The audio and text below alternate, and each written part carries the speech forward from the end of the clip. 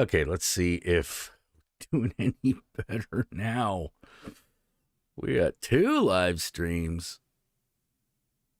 You gotta be fucking shitting me. Come on.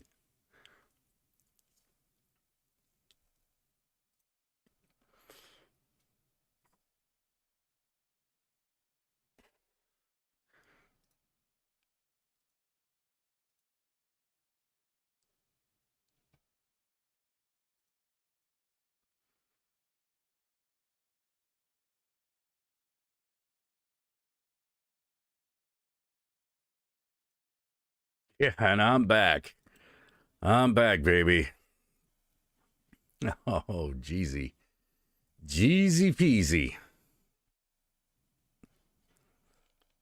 Yeah, sometimes that's just the way bullshit crumbles, you know?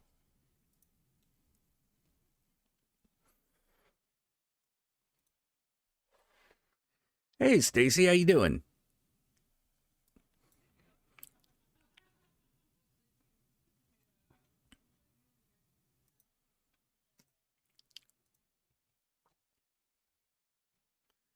Oh,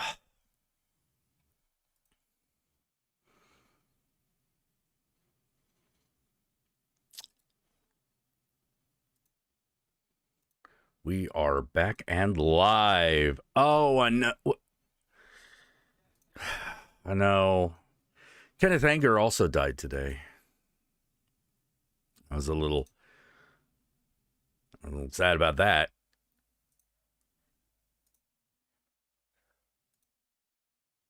You know what? Oh, come on. Don't give me this.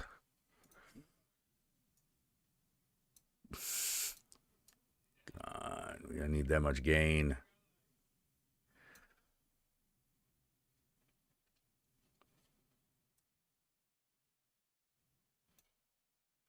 There, that's better. That is better.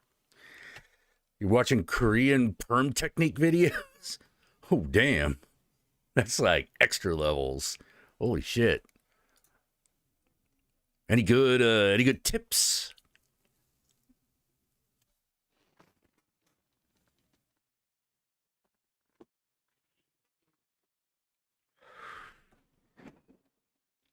Yeah, John Waters didn't die too, did he? Holy shit.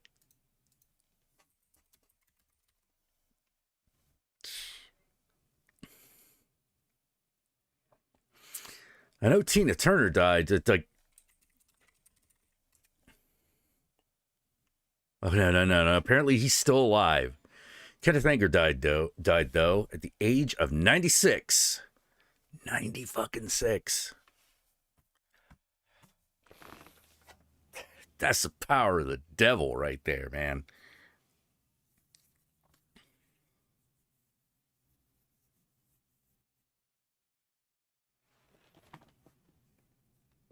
Wish I could have met him. Oh, you're trying to dress up your hubby. Oh. Oh. I see. Come on. Give me a have a nice view of my thumb. Oh, that's too high. There we go. That's better. You know, John Ford once said, famous filmmaker John Ford, if the horizon is low, it's interesting. If it's high, it's interesting. If it's in the middle, it's boring and shit.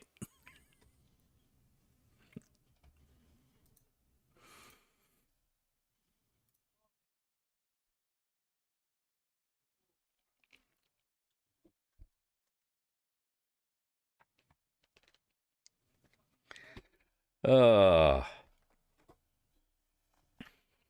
it's kind of amazing, like the advice you'll get from artists that is actually useful.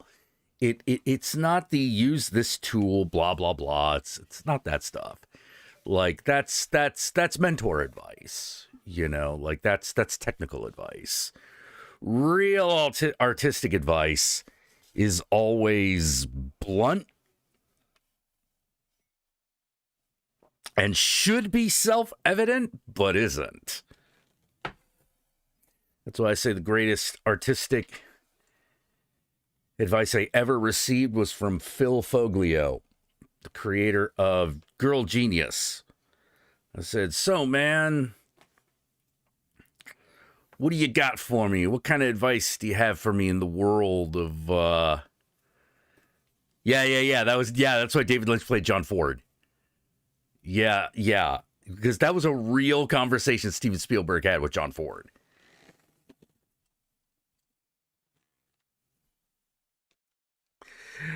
He has really curly hair and complains he looks like a bloody Q-tip. Well, you got a white fro. That's not bad.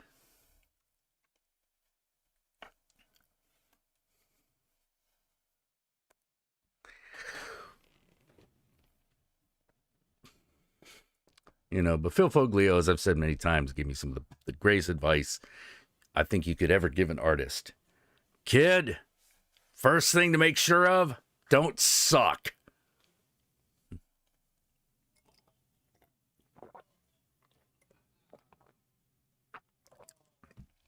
Don't suck and you'll get there eventually. Okay, sir. Yeah, Arlen Ellison, just write better. I'm having trouble selling my work. Well, then stop writing crap.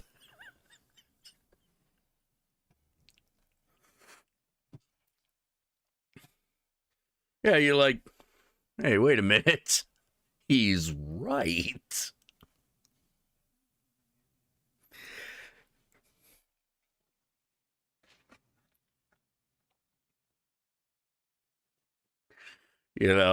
Get better at drawing. This is terrible. But I tell you right now, no fucking horrible thing an honest instructor is going to tell you is going to be as bad as the apathy that an audience will have. Oh. Ooh. Tequila Rose or root beer schnapps? Ooh. Was that when JMS phoned Harlan Ellison? It was. It's when he was just starting out and he was very young. JMS, that is.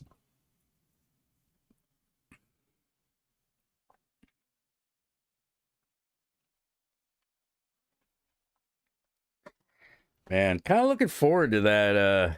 I want to see what they do with that Babylon 5 animated movie.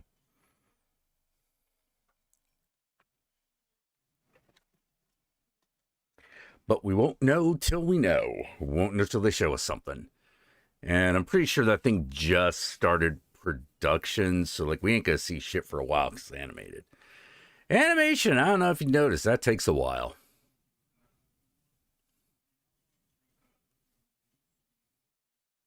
No, I don't think they would. Well, they might, but you're definitely taking a risk. You know your own stomach better than I do.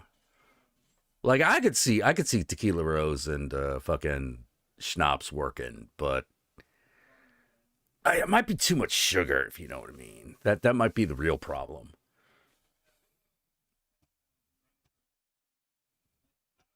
I like schnapps, but I can't drink a lot of it.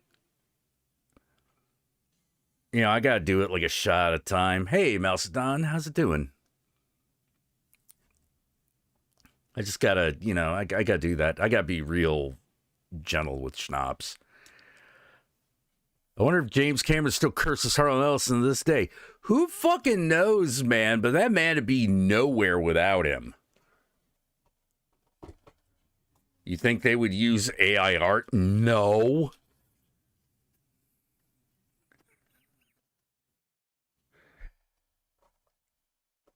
If it's not worth spending time to make, it's not worth spending time to fucking look at.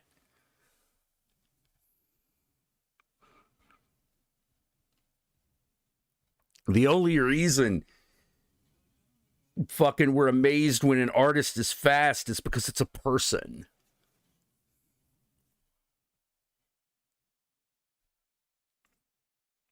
You're like, a human being can do that? Damn. But if you just use like, I think AI art will be used for like certain things, like, maybe procedurally generating shit in the background. I think it'll be used for that. But like,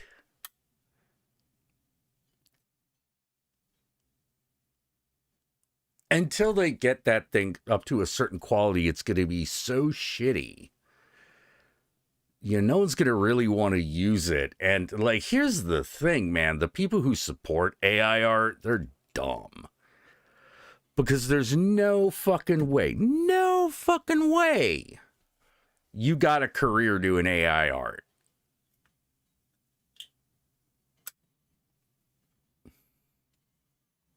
Congratulations.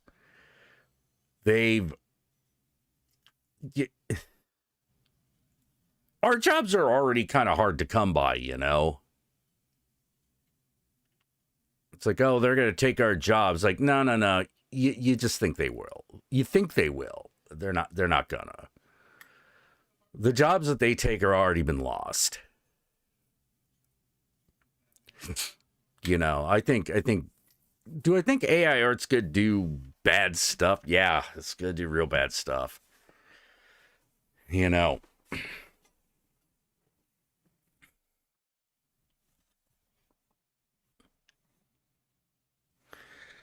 AI art is just an asset flip all along. Yeah, pretty much.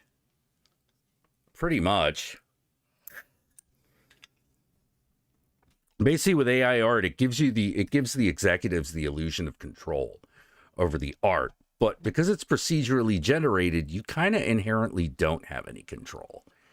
So, what are you going to do?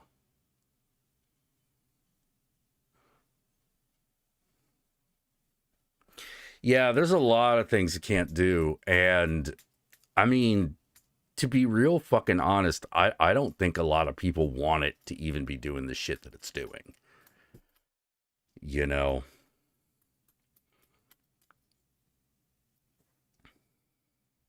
People like art. People like artists.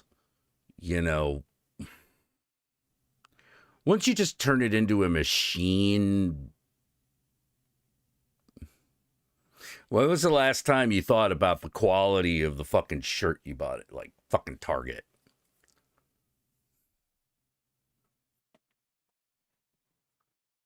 You know?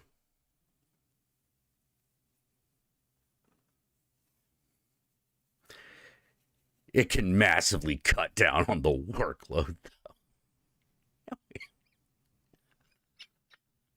though. Oh my God. Spoken like a person who's never fucking dealt in production art. Wow. No. No, man. No. The results are just going to speak for themselves, man. They already have. What you're going to see, though, is the people who are going to really use that shit, advertising and the news. That's who's going to use it. Everybody, yeah, it's not going to replace shit that they do in movies. Not yet anyway. That's a long way in coming. And even then, like, there's a lot. The push right now in movie production is getting people back in front of environments. They're trying to move away from the blue screen.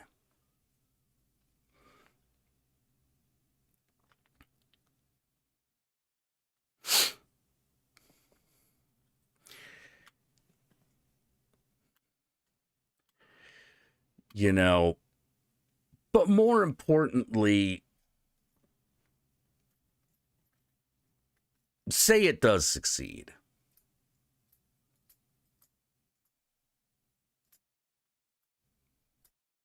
Who makes shit now? Who makes that stuff now?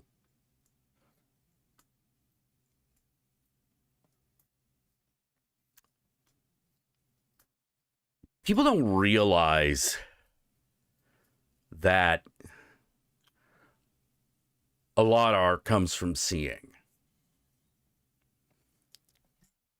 You think you get concept art out of that shit? Not really.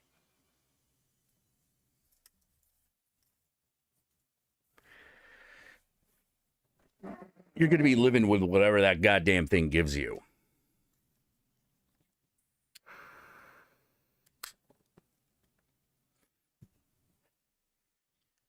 But talking about traditional animation, using it for in-between frame. Dude, they do that now. The in-betweening is not a thing anymore, man. It hasn't been for a long time.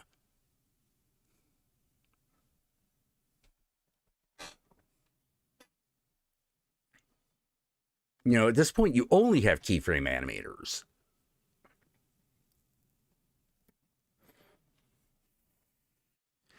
That's what CGI has been doing for the last, like, fucking 2 decades, is replacing all that shit. And they succeeded quite a while ago. The reason that... Hey, John, how you doing? The reason... All right, let me tell you a story, okay? Let me tell you a story. This is real. About 7 years ago, The Simpsons had to go from hand-drawn to... It's probably even more than 7 years ago. It's at least 10. About 10 years ago, The Simpsons had to go from its hand-drawn animation to digital animation. It was forced to. They wanted to keep it hand animated. And the reason they couldn't is because there were not enough people to hire. In-betweening is dead. It's dead. Reducing it even further? How? At that point, it's not real animation now, is it?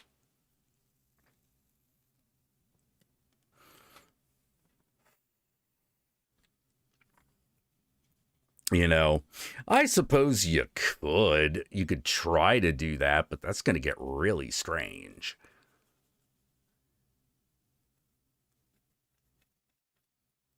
Beavis and Butthead Do America appears the last hand-drawn animation movie in theaters. Yep. And that was like, what, the 90s? Everything else has been digital except for some of the Ghibli flicks, and even they, like, moved over.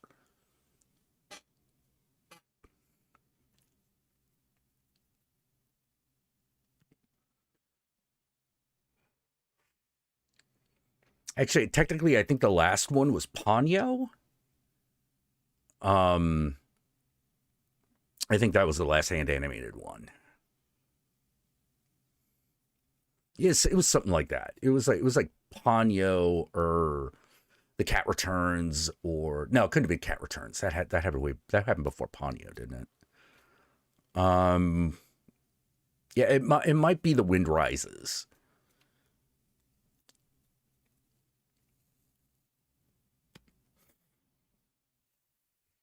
Oh, that's right. Princess and the Frog was hand animated. That was the last, like, hand animated one that they did.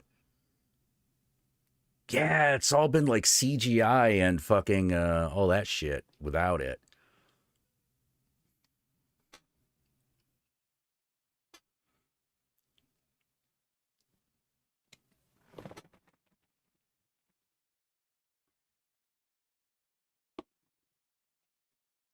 You know, knock it down any further, what you're really talking about is the end of cartoon animation.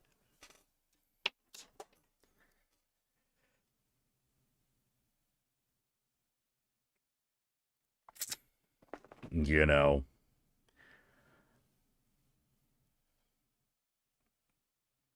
it's going to be weird because you're going to see way more, like what you like I say, you're going to see this more in advertising and in the news. That's where you're going to see it. You know, where it can do the most damage. Yeah, Princess Frog's genuinely good. It's a really good movie.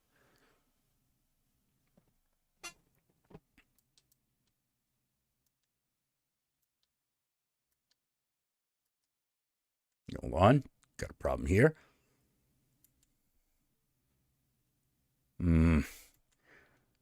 My ring light is flickering slightly. Do you think the skills will be lost? Oh, yeah. No, totally.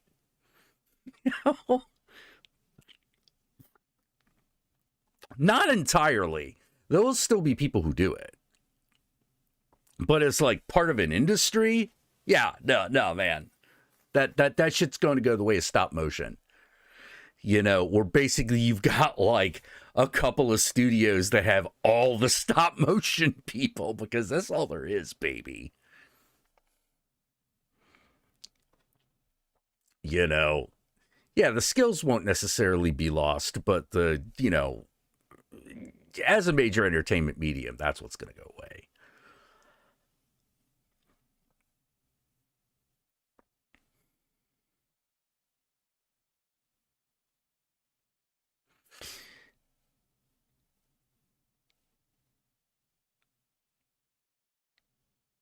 Yeah. Hey, John, do you want to come in and talk for a little bit? Yeah, at some point the entire system is going to seize. Yeah, don't worry about it.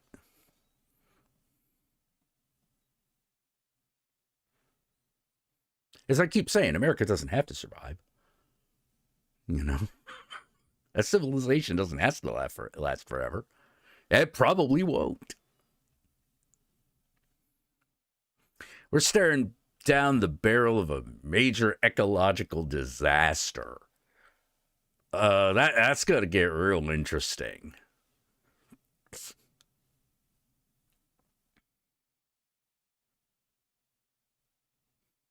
Like, I don't even know if, like, America as a country will survive it. You know, because I don't even know if, like, fucking the Get Drink and Be There. Yeah, okay. Oh, yeah, I like stop motion too. Don't get me wrong. Don't get me wrong. You know, like,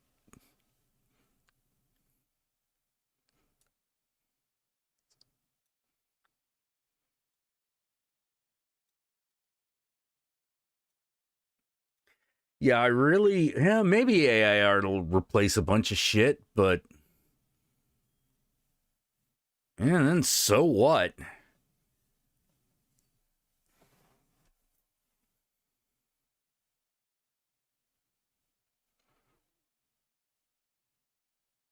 You know, so what? You could poke at fucking prompts for a couple hours in order to get something, or you just hire a dude to draw it. How's that Mars mission going? Oh, yeah, they're never going to get there. They're not going to get there in time. There's no way.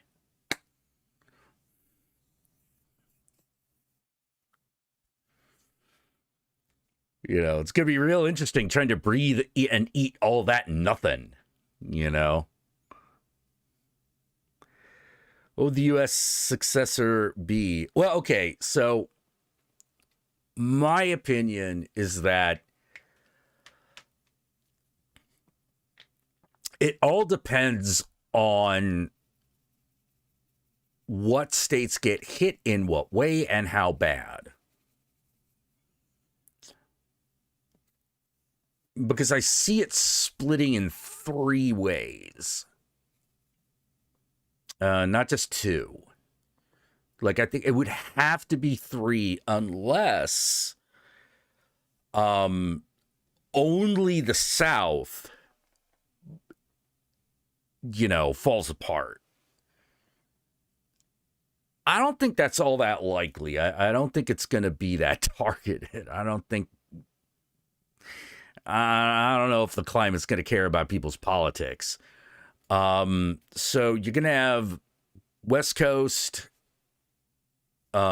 essentially New England with a couple of extra bits, and then the South. That's what you're going to have.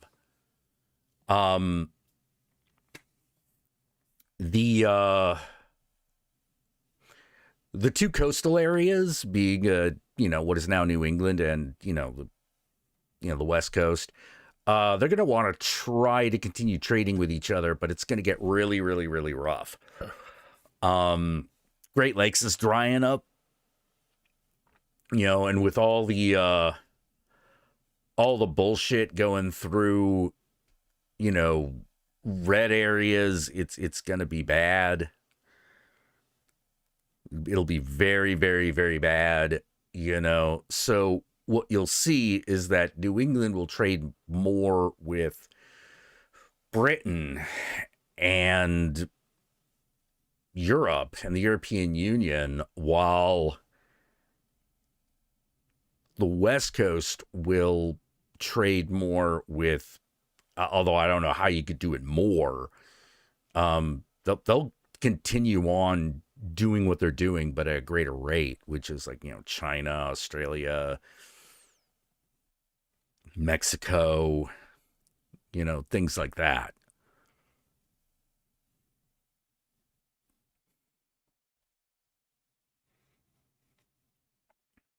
The southern states will also like try to trade through Mexico, but they ain't going to get like favored nation status at the way they're going. Too racist.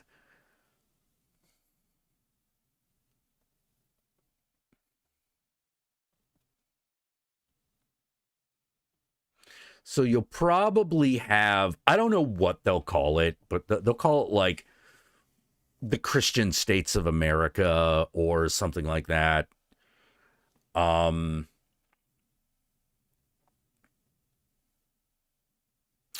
One of the two other coastal areas will,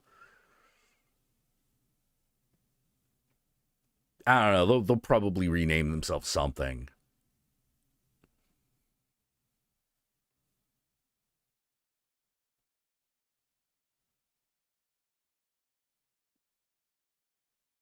Mexico will probably take back parts of Texas.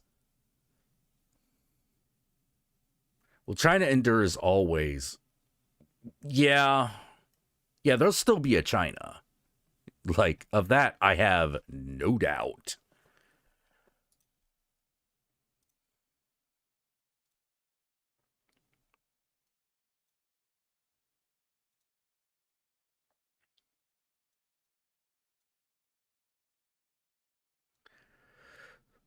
Like, I can't imagine, I don't know what it is China could do to damage it, to damage itself currently to the point where it ceases to be a nation. Like, I can see it doing shit that would damage it, but not like to the degree where it's going to start fucking splitting apart.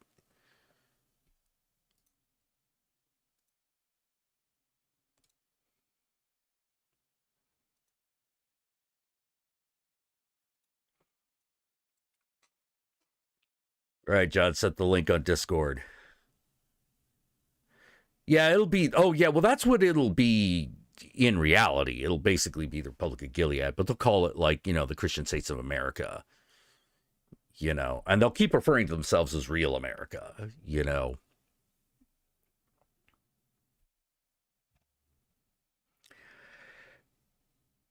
Yeah, yeah, yeah. It'll starve its workforce. It'll starve its citizen. It'll reinstitute slavery. It'll try to reinstitute slavery. Um, it'll start with the easiest one will be it will first it will press all prisoners into forced labor, like all of them.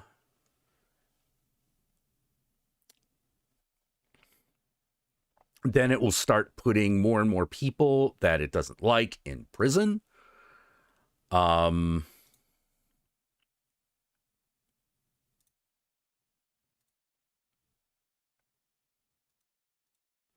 you know, it'll do all kinds of great things like that. You know. Oh, there you are. Yeah, there I am. Oh, your light went down all of a sudden. That's because I closed the window. Okay. Let me turn you off. All right. Turn that shit off. Turn that shit off. Yeah. You're fucking loud and stuff. Oh, there we go. All right. Look. No, it's gonna be called the Heavenly Kingdom. There's a book you could read that kind of talks about what would happen to the modern United States if it fractured along the cultural lines that seem to be forming. Yeah. It's called After the Revolution by Robert Evans. If you haven't listened, if you don't know who that is, he's a great journalist.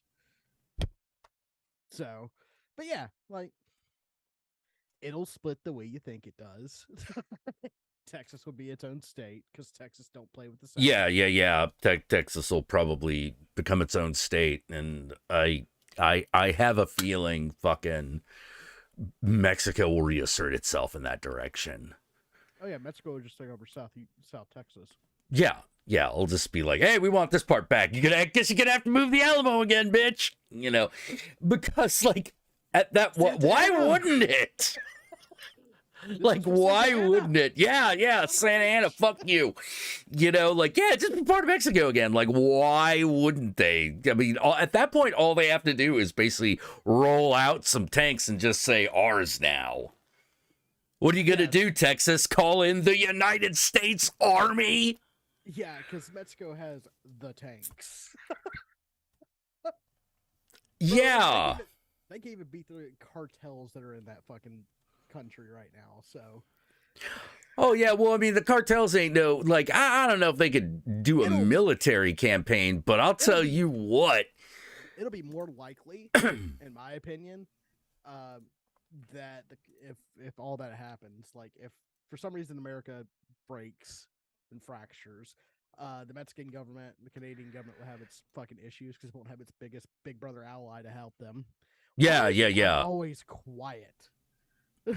I change nothing, and yet I'm quiet. Well, hold on. Let me bring you up a little bit in the mix. Okay. All right. There we go. That should do her.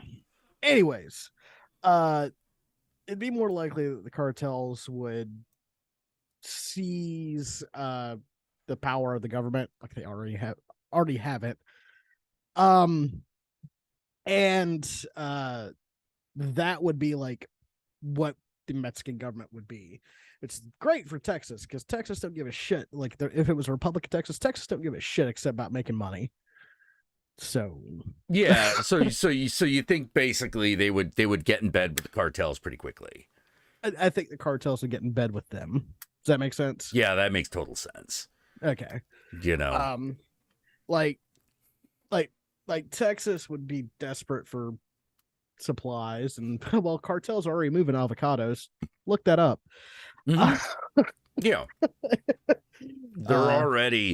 they already control a major like corner of agriculture. So it's true. What are you gonna do? Stop doing that?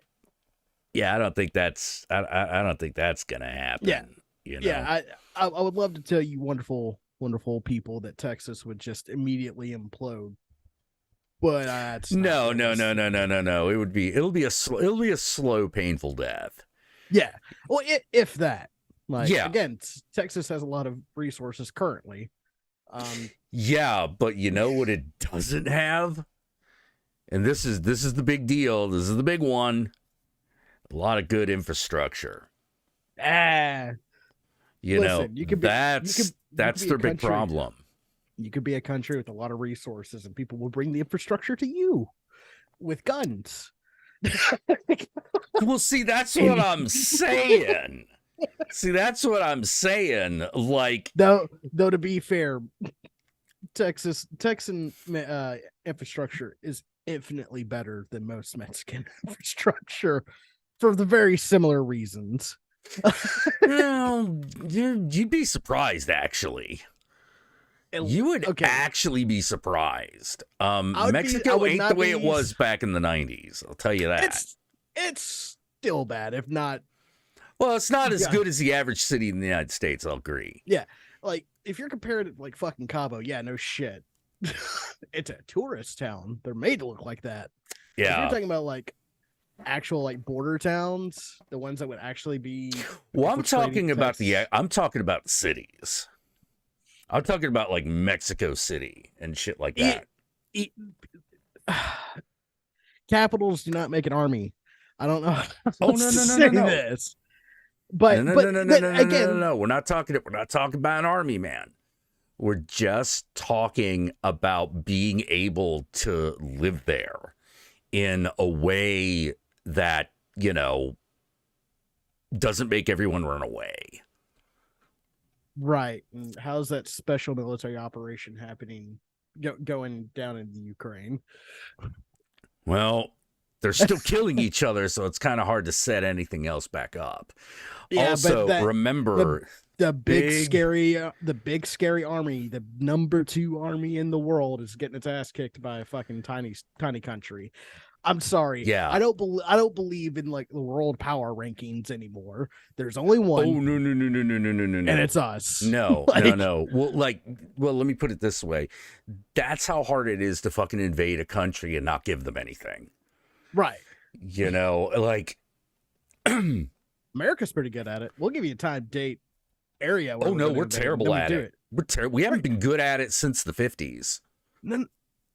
No, we're incredibly good at invasion. We're terrible at holding. That's the part I'm talking about. Holding the territory, and actually, the only way you can do that is if you give the people who live there, you give them stuff. If you give them something that they can hold on to, that's a big deal. That is a huge deal. Right, because the kindness of the Khan. Oh, you would be fucking amazed.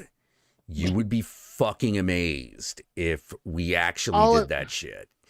Would it be horribly costly? Oh, hell yeah. But you know what's also horribly costly? A nuclear arsenal. The Russian-Ukraine war right now is at a standstill. Yeah, think about that for a fucking second.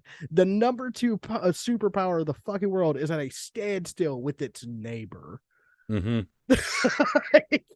Yeah. You think America would have any fucking trouble invading Mexico or Canada right now? Oh, America wouldn't. Of course not. America wouldn't, but if we split off and Texas was on its own, that changes things.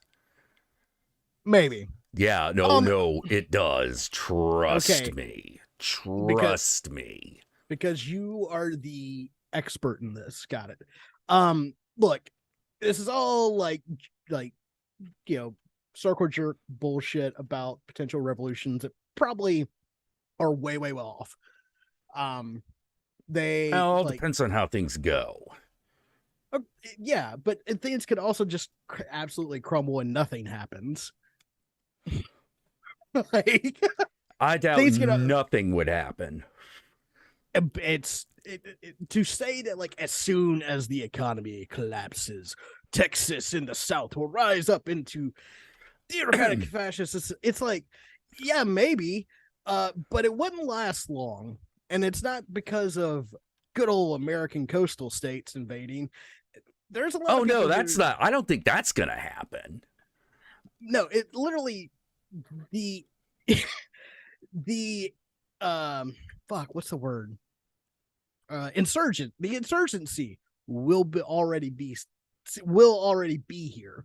Oh yeah, no, totally, yeah. So like the theocratic fascist state of the South.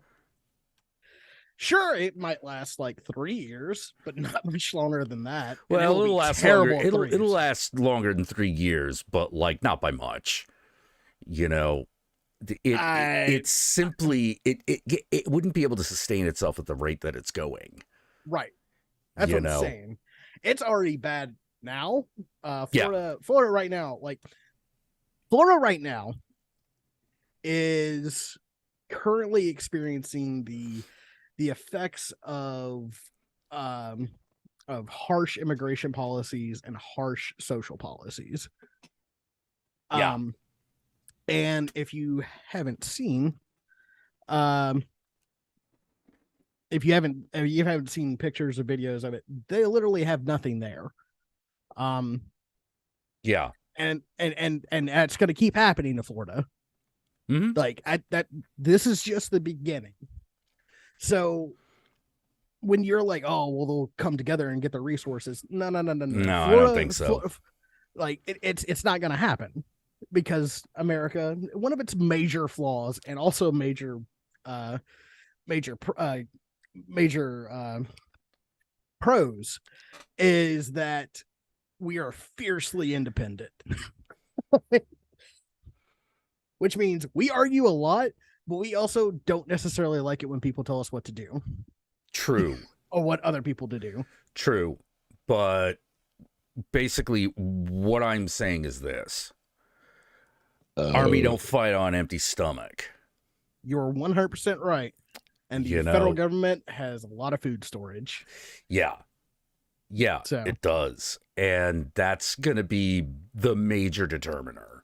Yeah. That's why a secession would be bad for everybody, but it would be a death blow. Yeah. To most of the areas that want it. Which is the reason why I think I am counting on the rationality of other people who aren't talking heads. Okay. Like, why hasn't Putin just nuked everybody yet? Because there's been people that have gone, if you fire one nuke, you're done. Yeah. Yeah. That's nuclear war. Guess what? You pick the first target, but we all know who the second target is. Yeah, like if you think Russian infrastructure is bad now, they fire one nuke and it's like, oh yeah, it's done.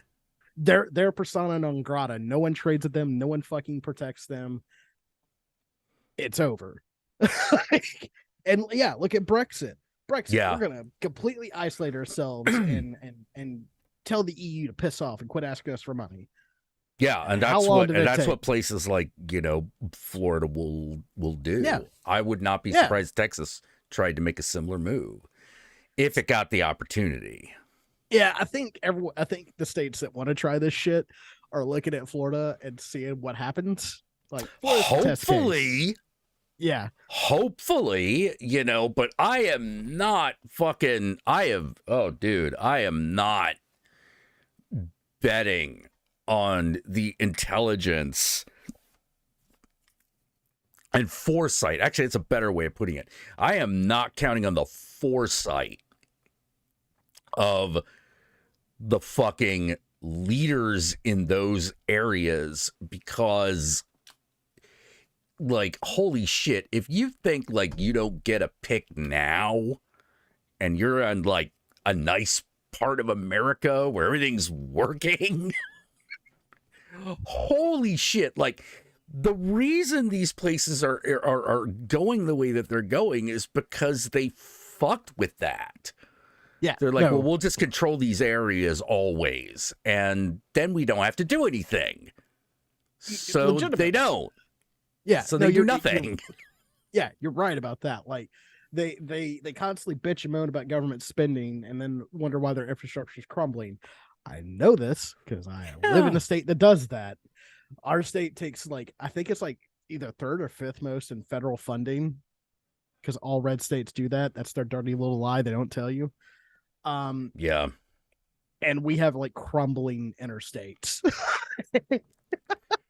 Yeah. How many orange, you know what the most fucking common thing to fucking see in those areas is on the highway? Orange barrels. And if you're like, what the fuck is an orange barrel? Oh, boy, you live in paradise. An orange barrel means, don't drive over here. Yeah, sorry. If you're an American and you don't know what a fucking roadblock barrel looks like, dude, you are rich. Yeah, you are richer than I have seen. Yeah.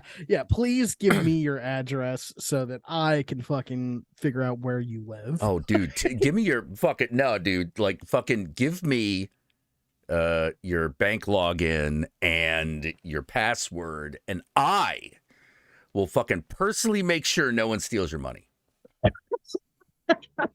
I guarantee it. Would I lie to you? Of course not, Jack. John Romero's like, I don't think a theocratic nation rising would be a thing in the South due to the... Whoa. All right, first of all, whoa. No, you are so wrong. No, Jack. the SBU, the Southern Baptist organization, I can't remember what the fucking U stands for, Yeah. experienced a 20% drop from 2020 to 2023, and nobody knows where they went. Oof. So either they are in the more radical churches, or they just stopped going to church. Well, I think it's a little bit of both. And yeah. I think it's actually Let me put it this way. I wouldn't, let me put it this way. I'm not saying it'd be a good idea. It'd be a terrible idea. It'd be an awful idea. But I've seen a lot of stupid people right now in positions of power do a lot of amazingly stupid things. Like, I don't know. Let me put it this way. I found myself going, wait, you gonna go so anti-immigrant you're gonna get rid of your slave labor?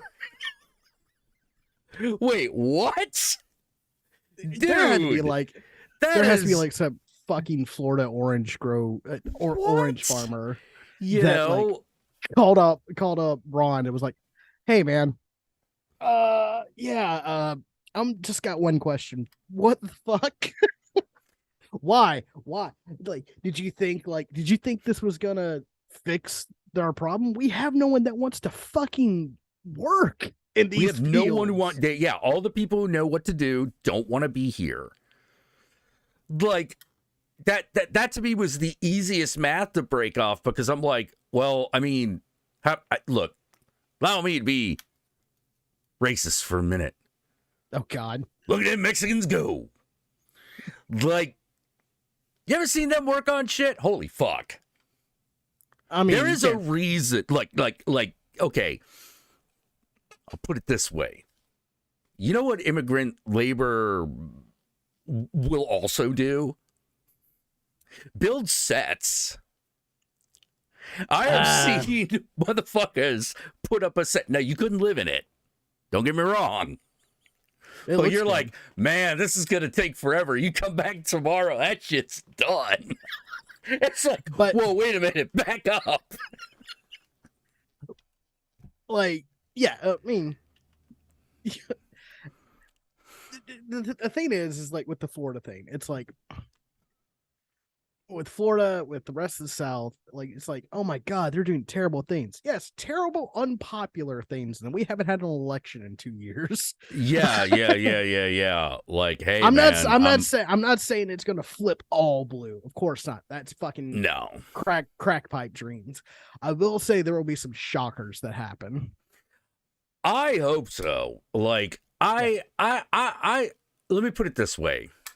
Because if it fails to happen, even if it fails to happen, I'm not going to blame the electorate. No, because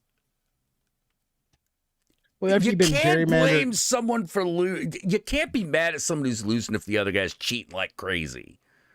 Exactly. You know, like, it's one of those. If it really was one man, one person, one vote in this situation, we wouldn't even be having this discussion. Yeah. Yeah, those people would still just be crackpots. They'd be like, "Oh God, would you fucking stop? Just fucking stop." It's weird, right? Because like the strongest warriors for Donald J. Trump lately have been not very strong warriors. No, first of all, A, they never were. Like, B, it's sort of like Grandpa, sit down, take your heart medication. Holy shit. Yeah. Like, are you sure you should, I'm legitimately always looking at these things going like, it is hot out there where you are. You sure you should be out at this event? And you're going to go to another one? Are you okay? I mean, like, what were you rolling the dice? While being, like, pissed drunk because your wife left you. You know, or being like so fucking, I swear to God,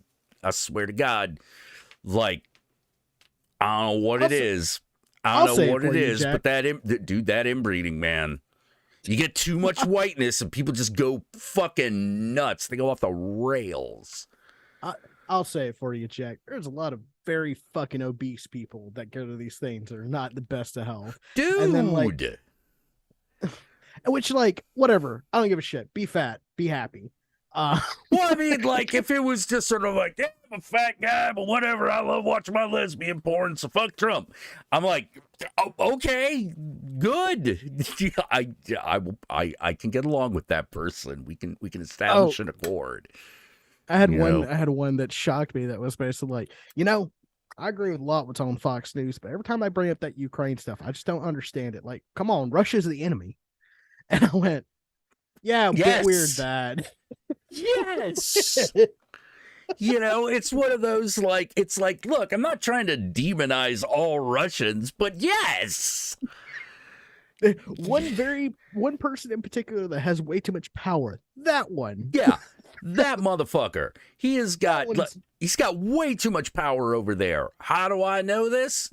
Dude, you can only fuck things up this bad if there is one idiot in charge. One idiot that has everyone else like terrified to tell him to fuck. Yeah. And if you think, well, what if that guy was smart? He will never be smart. That person will never be intelligent. Why? Because you're not scared of a smart guy. You're scared of an idiot who's a megalomaniac. Because you're like, well, you can't play he won't kill me, I'm too valuable. You can't play that game with a megalomaniacal idiot. Very true. You're fucked. And so your only choice is to be as loyal as possible and hope that he doesn't have like a hallucination or mistake you with some sort of weird dream he had last night. Oh man. Imagine being a citizen of either a country that's ran by Putin or Lukashenko of all fucking people. Oh, dude. Dude. But the thing is actually, no, we can't imagine that because we had Donald J. Trump as our fucking president for 4 years. Yeah. That's basically like, imagine, it's one of those like, all right, imagine if Trump had the judiciary as well while he was in office. Imagine if Trump had could just go, no election now. Yeah. Because the minute he thinks he can, he will. Yeah. And I am not happy that I'm like, wow, the media is making all the same mistakes with Trump that they made in 2016. I'm in some kind of fucking idiot time warp. And I'm like, the only thing that gives me hope is I'm realizing that more people are like, wait, this is a stupid idea. Yeah. Why would you? It's one of those like, is it going to be Biden or Trump? And everyone's like, well, if those are the choices, man, because this is not about being pro-Democrat. It's being anti-Republican. Or anti-fascist. Yeah, or anti-fascist at this point. Well, I mean, the Republican Party is fascist at this point. Yes, that's what I mean. they've crossed the point of no return. At this point. Well, they look, at any point before the election of Donald Trump, it was possible. It wasn't likely, but it was possible. Now it's like, all right, they're just throwing all that away. And this because they got rid of Liz Cheney. I'm like, you kicked out Cheney. Power broker fucking neocon establishment Cheney. Because Marjorie Taylor. But you replace her with but you elect Marjorie Taylor Greene? What? Because Liz Cheney was too woke? Are you fucking insane? That's the thing that keeps getting me. Have you noticed every time that's like a Republican, specifically maybe Ron DeSantis would go with him, every time they say something's woke, it's always like right where a slur should be? Yes. Yeah. Yeah. No, it totally is. Totally is. We got to get this woke ideology out of here. Put the N word in there. Put the F word in there. You know, whatever. Hell, put the R word back in. You know, because hell, what about the C word? The C word. They'll say they won't say cunt, but they would say crippled. Yeah, but not enough people would get pissed off about that. We're a True. little woke, but not woke enough. But I'm saying at some point they're gonna do that shit. And here's the horrible bit. This is why secession is like, oh my God, no. I'm so glad I have a fucking exit plan. Oh my God. Dude, I am not leaving California. I am not leaving California. Maybe I'll go to Washington. Maybe. State or DC? Oh, state.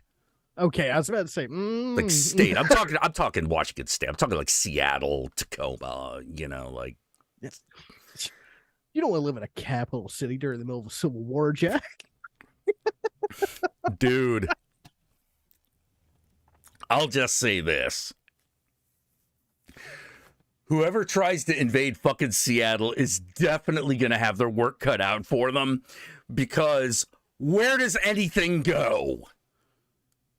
Like, I swear to God. Like, yeah, no, San Francisco, motherfuckers going to have heart attacks just trying to get up them hills. I'm not kidding, by the way. Like, that's a thing that actually happens here. Like, I'm not trying to imagine Trumpers like, we're going to invade San Francisco. Yeah, as long as until your heart gives out.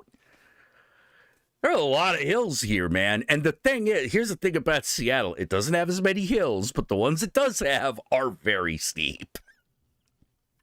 Well, it is built on a fucking hill. Every direction's up. It's built on a swamp that they turned into a hill.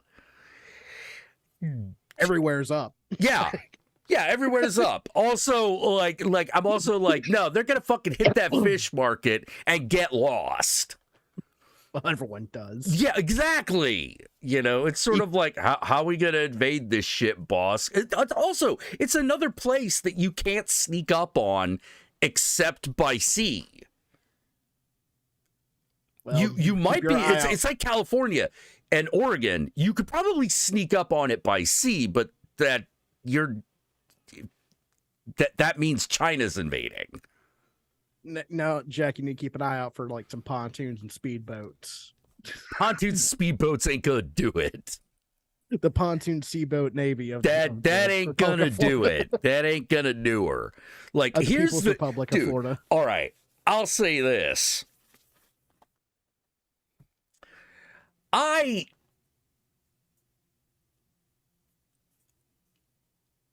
I believe that the population of Pontchartrain could probably hold off the ATF. You know, I have no problem believing that. But that's not like anywhere I'm talking about. You know, the thing that makes me sad, you know what makes me sad about this whole thing? What about all the alligators? And all the people that just wanted to raise alligators? What about that? Is anyone thinking about them? I think not. Well, they're thinking of them. And look, alligators love nothing more than for the mistakes of man to be dumped into their bellies. Yeah, true. So let's see. I hear crossing the road in San Francisco, you have to wait for a minute for the car that will be a car that can't stop. Yeah. There are legitimately there are places like that where it's like people are like, Jack, why don't you just run through every green light you see? That's why. Because someone's on the fucking hill. Yeah, like exactly. A 45-degree angle. Fucking exactly. I have avoided car accidents because of this. You know, I have watched it. I have watched a fucking car not be able to stop to such a degree that crashed into someone's fucking apartment on my block. That's got to be wonderful to think about all the time. Well, that was definitely one of those, you idiot. You know, like that was one of those, like, no, that was your fault, 100%. Like, what was the apartment gonna get out of the way? Like, what did you think was gonna fucking happen? And it was like, no, we're just gonna speed down this fucking incline. I'm like, motherfucker, that incline only 3 blocks. Are you gonna hit 60 down it? No, Jack, we're gonna go 88 miles per hour. Yeah, so what basically happened is we had one of those, like, circles, which was built because it was like, stop speeding down this fucking road. Like a roundabout? Or Yeah. There's a roundabout specifically to stop people from doing this. But they fucked it up. That sounds about right. They fucked it up. Where I'm like, no, if you want a roundabout, you need to, like, put like a 3-foot high concrete or brick wall around it, and then put like a statue or a tree there. You know, so no one can miss it. It can't just be sidewalk height, because idiots are going to think that they can fucking go over that thing. Or just have nothing to stop them when they can't slow down. So what happened is this idiot clipped on the one wheel, car flipped over, flew, crashed into the apartment. I cannot believe nothing was killed, because that apartment usually has cats just hanging out in the window. Well, I was gonna say that shit probably looked like the fucking trauma car wreck. Dude, if I had been filming,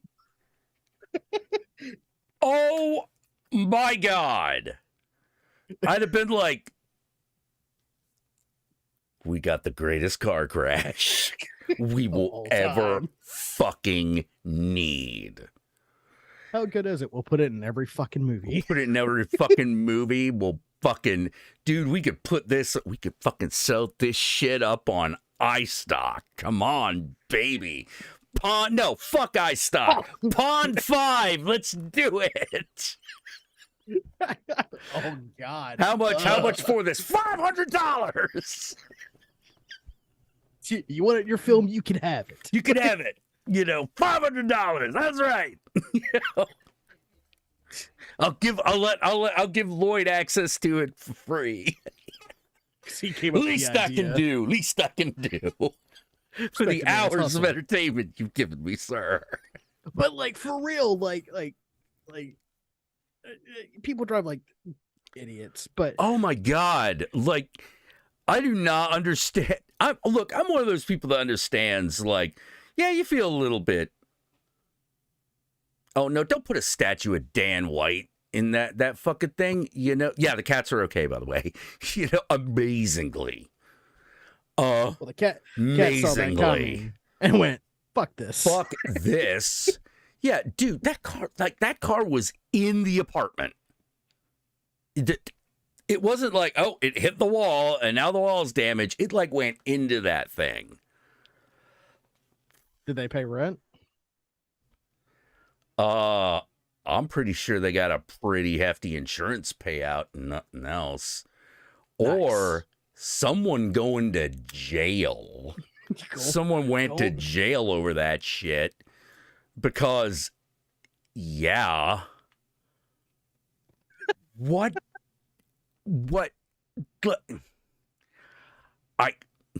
Look, I've lost control of a vehicle. I've had my brakes give out. You know what I do? Scary times. Yo, yeah, it's terrifying. First thing I do when the brakes give out?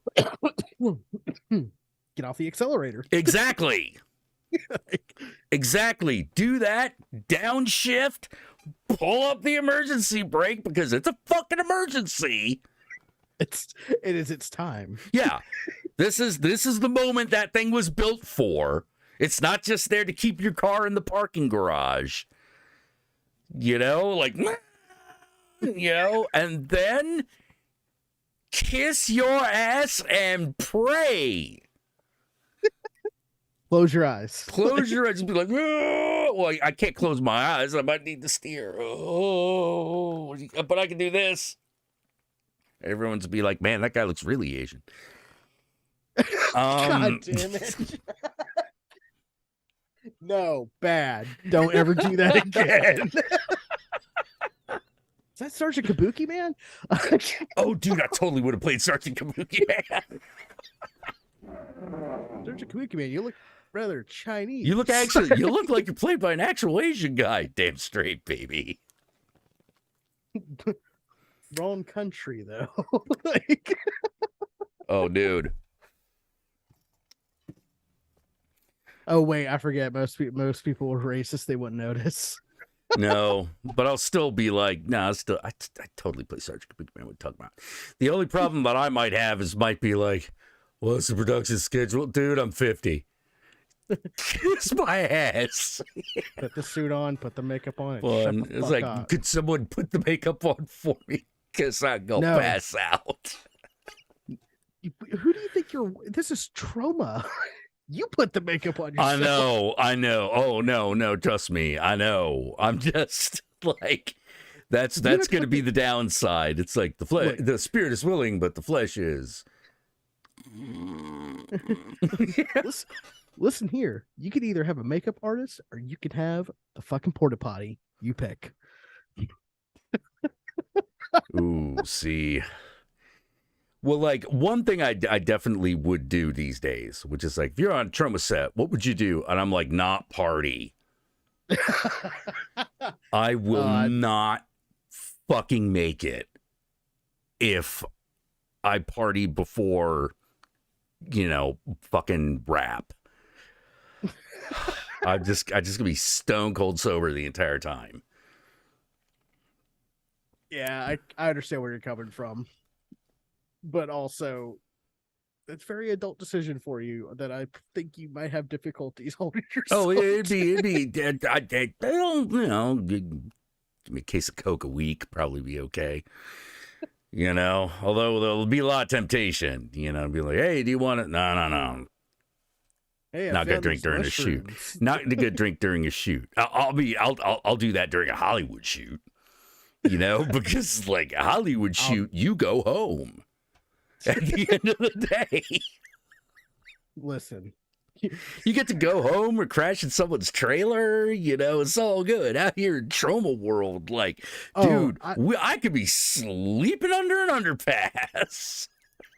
Jack, come on now.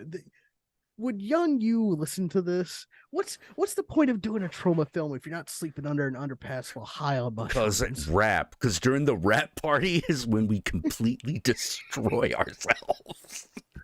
Because then it's no holds barred. Okay, so you take the Cecil B. Demented path. Got it. On a trauma set, yes. On a trauma set, yes. Because like I said, I've seen enough documentaries that I'm like, I ain't gonna make it. If I party with the crew, I'm not gonna make it. I'll be getting up there and I'll be like, what? Like, I'll get fired. And I'm like, I don't want to get fired from a trauma set. Like, that's humiliating. Have you seen some trauma films? I'm pretty sure you might get a raise. Oh, one thing you can't do is not show up.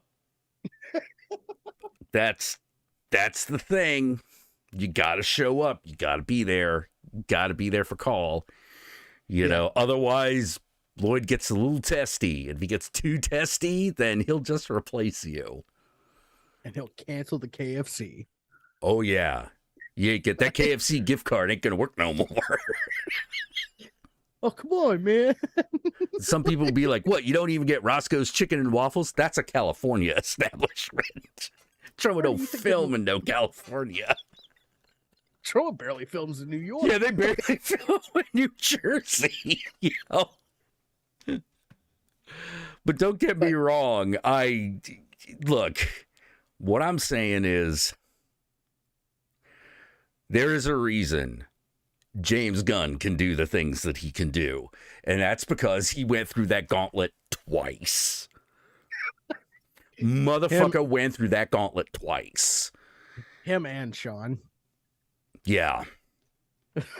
like some of the here's some of the people that like came out of trauma that you may know about. Obviously is James Gunn. There's Sean Gunn as well. Mhm. I think he was Tromeo, wasn't he? No, he was not Tromeo. Okay. He was Tybalt. Yeah. He was Okay, Tybalt. sorry. You know,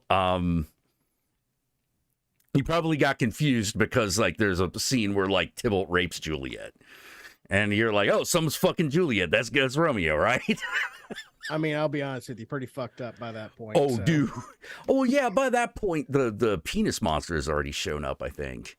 No, I'm that fucked up. Oh. Okay. Gotcha. I'm not gonna watch a fucking. I'm not gonna watch a trauma film sober. What are you fucking mad? Yes. Okay. All dude, right. I would put trauma movies on just to have them on while I worked. And then I would put on the making of, because that is glorious. I mean, I've put on fucking trauma-like films while I still need to. You know, a movie I still haven't seen. What? I still haven't seen Return to Nukem High. It's so good. The last movie I saw that Trauma did when it came out was Poltergeist. Yeah. I think that's the most recent, the one I've seen that was made most recently. I mean, I went back, like, I've been getting by on watching, like, some of the old ones that, you know, like, Fatty Drives the Bus. Hell yeah. Classic. Redneck Werewolf. Was it Redneck? No, Bubba the Redneck Werewolf was not a Trauma film, is it? That was not released by Trauma. I'm thinking of Redneck Zombies, I think. Yeah, I think you are, because Bubba the Redneck Werewolf was... that film didn't release, and it didn't get a release. It escaped. Speaking of this type of film, guess who's been on YouTube for the last couple of years doing short movies? Who? Do you remember Nixon and Hogan's Smoke Christmas? Oh, they have their own YouTube channel now, and they still do films, but they're only like 10 to 20 minutes long. Wait. Dividing. Oh, yeah, these fucking weirdos. Yeah. That Colombian smoke weed. Now I remember. Yeah. Like, because if those guys aren't juggalos, I will be shocked. That's impossible. Shocked. Like, you can't make a movie that bad and not listen to ICP. Fuck no. Like, I'm surprised ICP didn't show up. Well, wait till the sequel. Well, yeah, let's see. Let me see. I think they did. I can't remember if they did 2 or 3 movies. They did 2 or 3 features. I know one of them is called Colonel Kill Motherfuckers. The follow-up to Colonel Kill Motherfuckers, I believe, is Nixon Hogan Smoke Christmas. And I think they did one after that, but I can't remember what it was. Are they doing new shit now? Yeah. They put up a new one the other day, and it was basically I forget what it's actually called, but it's basically Nixon and Hogan Smoke My Little Pony. We find out that, like, which is the fat one? I can't remember. I can't remember who's who, but the blonde fat guy, it turns out he's like this huge brony. Aren't they all? Yeah, because like the one dude's like I'm gonna check to see what's popular on the internet today so we can make a video about it. And he types it in. Horse fucking, you know, and the guy goes like, "Oh, what you talking about there, man? You know, something about horse fucking." Well, you know, I ain't animal abuse and all that, but they got them pretty manes. It's so soft, man. what? Yeah, like, what are you talking about? And it just goes on for like 15 So a minutes. trauma film. Yeah, exactly. Or it's just like occasionally you look up and there's something happening at any given moment. Yeah. You don't know how it started, you don't know how it's gonna end, but you're in the middle of it and you're being entertained. Oh, yeah. It's definitely one of those. And and I find myself going like, see, AIR is not going to give you that. No. It ain't going to give you the edge. Well, it's not gonna give you bad art. It's not going to give you bad art that's still amazing. Well, like, why do we love shot on shitty movies? Why do we love them? Because a human being did that. Not just because a human being did that. Someone put their entire effort into this movie. Is it bad? Yeah, it's fucking spookies. Yeah. Oh. Yeah, but there's something so admirable about that. You're like, you made a movie. It's not very good, but I am amazed at how far you got. You lived your dream. You wanted to make a movie about this weird thing you had in your head, and you did it. It's not good, but you did it. Yeah, you are an inspiration to a new generation of people, sir. You're not going to get that with AI art. You're not going to get, it's not going to, there's no way AI art can become like a cult classic. Because in order to fucking be a cult classic, the people who make it gotta be kind of broken.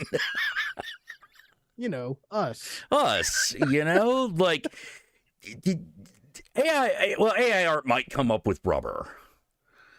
I'll give it that. It might come up with that one. I don't think it's going to come up with that twist, though. Yeah, I was about to say, but they won't understand why rubber needs to exist, and it won't be able to create that. Yeah, that it won't be able to do. Like one of my favorite shitty films of recent year, Greasy Strangler. Oh yeah, no, AIR will never give you that. Now, that is absolutely a movie that could incorporate AI art and make it real art. I mean, sure. Yeah. Anything's possible. Full Moon does exist. But I'm like, God, let me just tell you, there's one joke in the fucking Greasy Strangler that I can never get out of my head. Which is? Poggio. What? Poggio. What? Say that again? Poggio. Poggio. What? What? Say it again. Slower. Poggio. That goes on for like, what, 5 minutes? And the whole time you're sitting there, if you're like us, just fucking geeking. Oh my God. Like, could not stop laughing.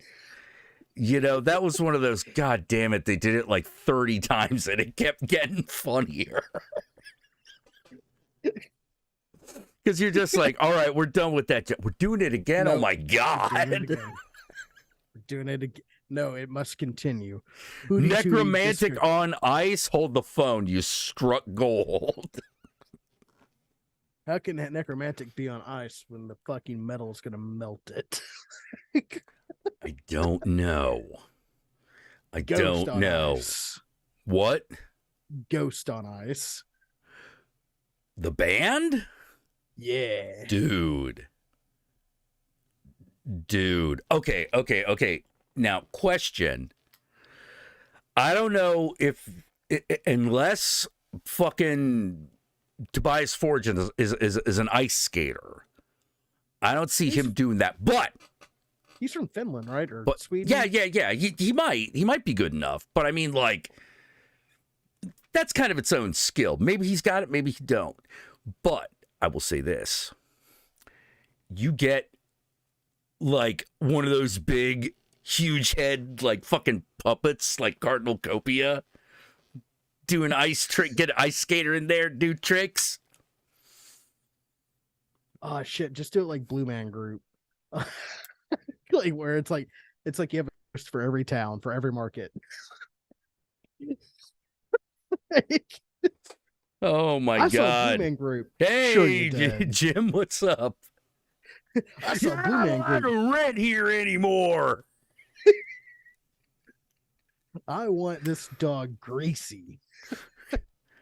I want it to lubricate my throat as I swallow it.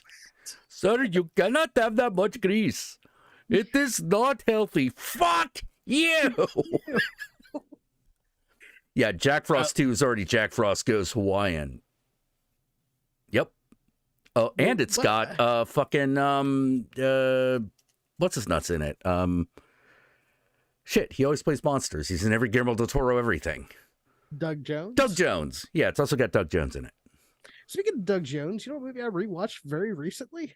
Pan's Labyrinth? That I thought was like, holy shit, why does this movie not get its flowers? John dies at the end. Oh, yeah. That shit.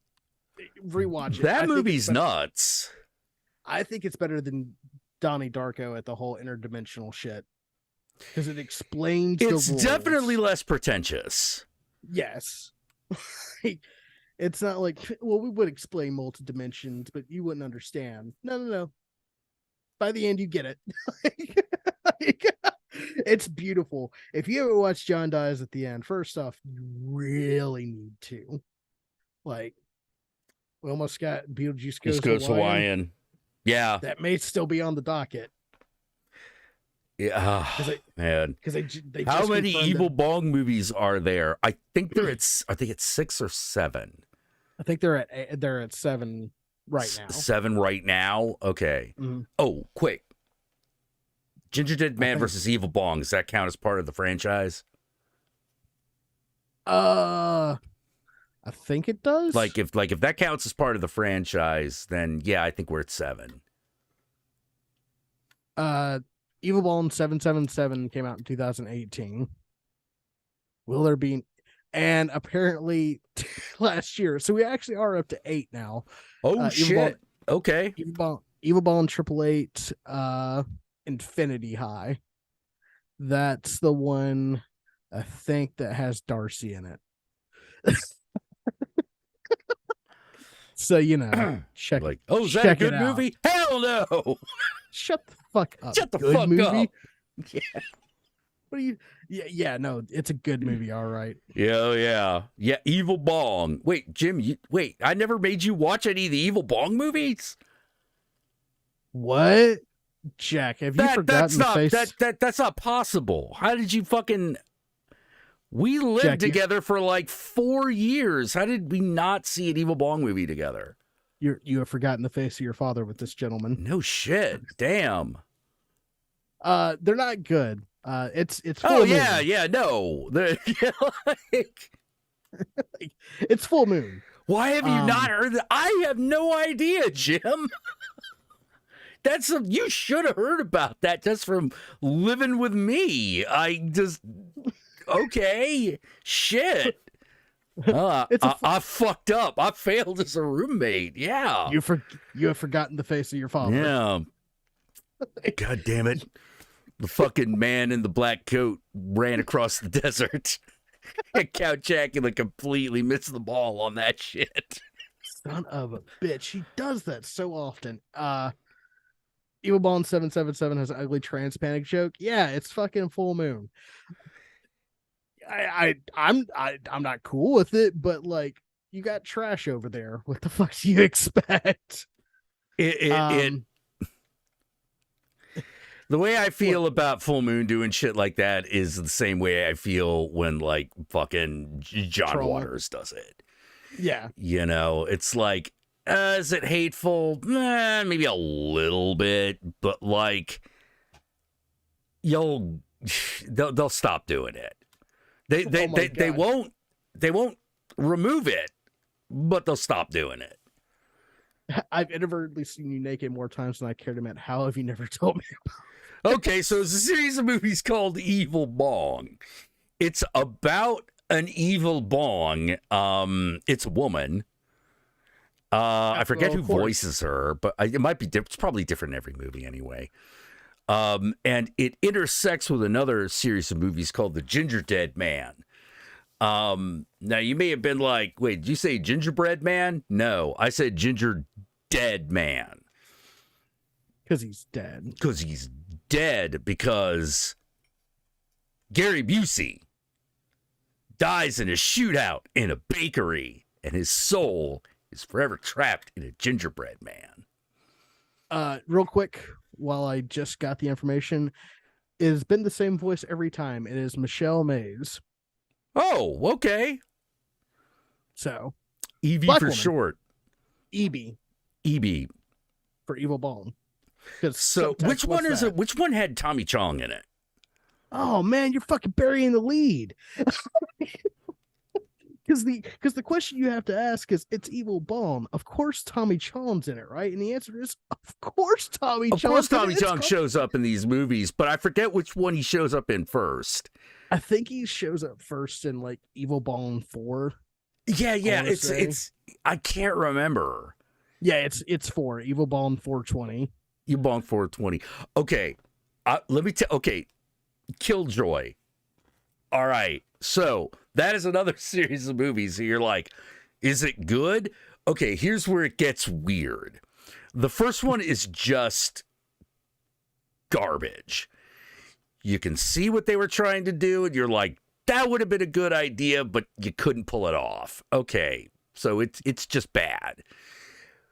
Then Killjoy 2 happens, and you're like,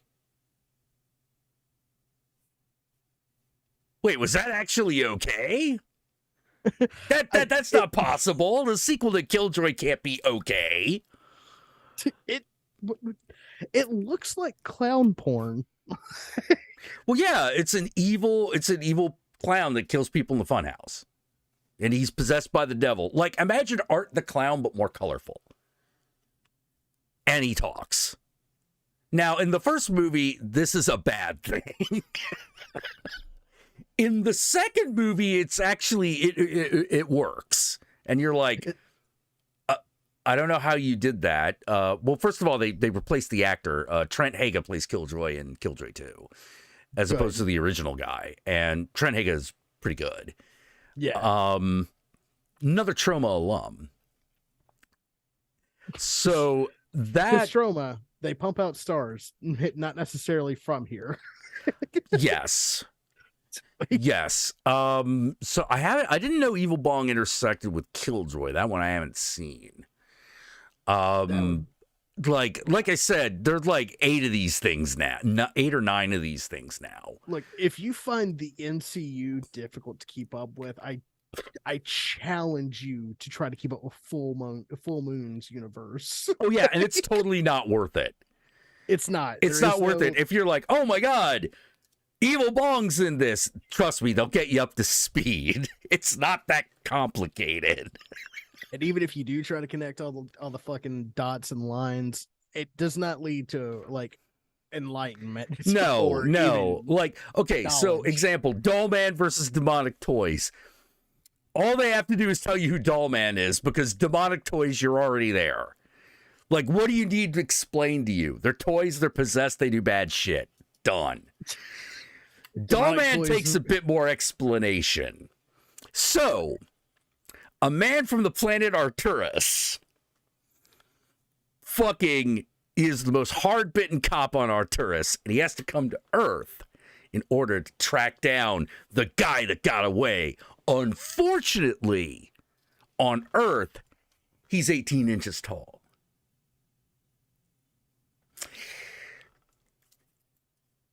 $18 Yeah, he's doll-sized. Hence Doll Man. He has a laser gun. Pew pew. Is it an actual laser gun? Yeah. All right. I mean, it fires lasers. I mean, they're shitty 80s lasers, but, you know, it counts. Hey.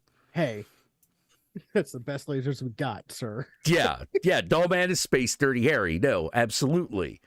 So I think there's there's Doll Man. I think there's Doll Man 2. And then there's Doll Yeah. Man meets demonic toys. Yeah, no, there is, because of course it's a good idea. Why not do it 3 times? Yeah. And I saw that shit on cable. And you know how. You know how, John. Because who was fucking showing that shit? Joe Bob Briggs. It's like I was Joe trying Bob to explain, Briggs, baby. I was trying to explain to my roommate, because he's like, how come Joe Bob will show these movies that are objectively terrible and then like show another one that is like almost art? I'm like, It's all 'Cause there's- art, first of all. because it's the same thing. It taps into the same resource. Yeah. It's the same place. How to put it? There are some things that people do that you cannot reasonably expect them to actually pull it off. That's why just trying is so important, because you're like, but what if the miracle happens? And if it doesn't, you're like, but man, they almost did it. You know, they almost did it. They almost flew to the moon. You know, they almost got there. It's better than good. It's gooder. It's good. No, it's better than good. It's good enough. It's good, better than good. It's good enough, you know. And then someone does it. Occasionally, you get what's his name? Okay, so here's where it gets confusing. There are 2 filmmakers named Ryan Coogler. There is Black Panther guy, who also did Creed movies. And then there is like a Ryan Coogler Jr., completely unrelated. And that's the guy who made Fried Berry. Oh. Ryan Kruger. Ryan Kruger, right. Yeah. Yeah, there's a Ryan Coogler, Black Panther. Ryan Kruger, Fried Berry. So And occasionally you get a Fried Berry and you're like, this is genius. Yeah, and then you get like Doomsday. Hey, I like Doomsday. I do too, but like we're not necessarily the fucking. Hey, that is a very look. I actually really like fucking Neil. Oh fucking hell, Neil Marshall. I actually really like Neil Marshall's movies. They're not all winners though. No. Doomsday, in my opinion, is a winner. All right, here's the thing. I agree with you, but I feel like we're in the minority on that one. Look, man, there are some people who understand the genius that is Knight Riders. And then there are people who will never fucking get into the pearly gates of heaven. Okay? Yeah, I mean, true. Mm-hmm. Did he? Doll Man never met the prehysteria. I don't know if you can make Doll Man PG, though. I think that's kind of the problem. Look, Dollman hasn't had to fight the puppets from Puppet Master, so obviously his cells weren't that great. Yeah. Yeah, You he know had who to fight has had- demonic toys. Well, you know who fought demonic toys? Puppet Master. Puppet Master. Yeah, Puppet Master fight. You'll Puppet Master fight anything. Although, I still remember there was this one reviewer back in the day. He was like, I'm going to watch the Puppet Master movies. And me and Josh were like, if you watch every single Puppet Master movie. Now, this was 2 movies ago, by the way. Right. You know, I think at that point, The Littlest Reich was the most recent film that had happened. So this is sort of recent. Like Yeah. 6 It's years within the ago. last like 6 years. Yeah. Yeah. We were like, if you watch every Puppet Master movie, we will commit ourselves to reviewing every Puppet Master movie with you. Yeah. We You will need help. absolutely fucking do that, but you have to watch all of them. He gave up after the fourth one. The fourth one's the good one. The fourth one is a piece of shit. What are you talking about? All right, well, I'm a That's the one Puppet that Master introduced fan. Sutek. That was dumb. And the All right. Decapitron. What the fuck is going on? They're running out of ideas, okay? Oh, no, they totally ran out of ideas on that shit. You know what's even worse? They continue to run out of ideas for the fifth movie. The fifth movie's only 45 minutes. And it feels like a fucking eternity. I ain't like, and I wasn't expecting much. Like, I'm already on Puppet Master expectations. You know, but like the third one, I'm like, second one was awesome. The third one was awesome. And then you get to the fourth one, you're like, what did we do to you? Like, what did we do to deserve this? This is awful. Look, and then the fifth one happened, and then we didn't have a Puppet Master movie for a little bit. And then they made 3 of them. Like, one after the other very quickly. And you can tell. And then they came up with like not retro Puppet Master, because that was just a toy line, but like then they like rebooted the franchise essentially. Yeah, I think, wasn't that what the Little Strike was supposed to be, the reboot? Yeah, that was one of the reboots. They rebooted it a couple of times. Well, it is Puppet Master. Like, yeah, like I think they stopped using. Here's the thing: after a while, they had spin-offs that had their own sequels. mm-hmm. I'm pretty sure there's a Puppet Master Little Strike 2. No, no, that can't be a thing. Puppet Master series, baby. Right 2. Nope, not yet. Not yet. Oh, okay. Not Not Puppet yet. series, Puppet Master series. Let's see what we got. About now, I'm just give me the Wikipedia listing, baby. Like we're not. Puppet Master 2, Puppet Master 3, Two Lawns Revenge, Puppet Master 4, Puppet Master 5, the final chapter. 4 years later, because that's how well that went. It went terrible. Curse of Puppet Master, which, whoa, then it was Retro Puppet. Oh, there is a Retro Puppet Master. Yeah, it's the one Okay. that had like the Cyclops guy. Yes. Yeah. Well, the Cyclops guy and like the fucking doctor. Yeah, Killmonger. the evil like faceless doctor puppet. Yeah. Okay, then Puppet Master, then Puppet Master Legacy, then Puppet Master versus Demonic Toys, then Puppet Master Axis of Evil, then Puppet Master X Axis Rising, then Puppet Master Axis Termination. Okay, Axis Rising is no. Oh no, I'm It's like bad. 5 movies behind. Axis of Evil, I think, was the last one I saw. Oh, no. It was the Little Strike. Okay. Okay. Because that was the one directed by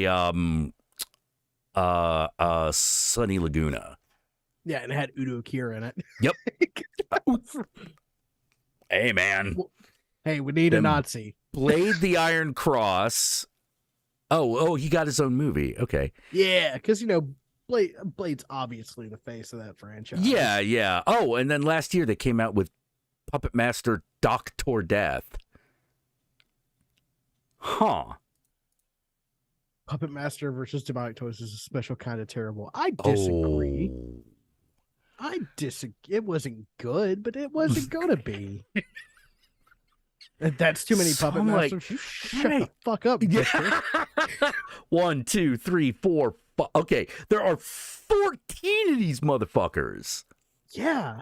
And you know what, Jack? They keep getting funnier Every single time I see them. 14 of these bitches. Weren't they gonna like bring back subspecies at one point?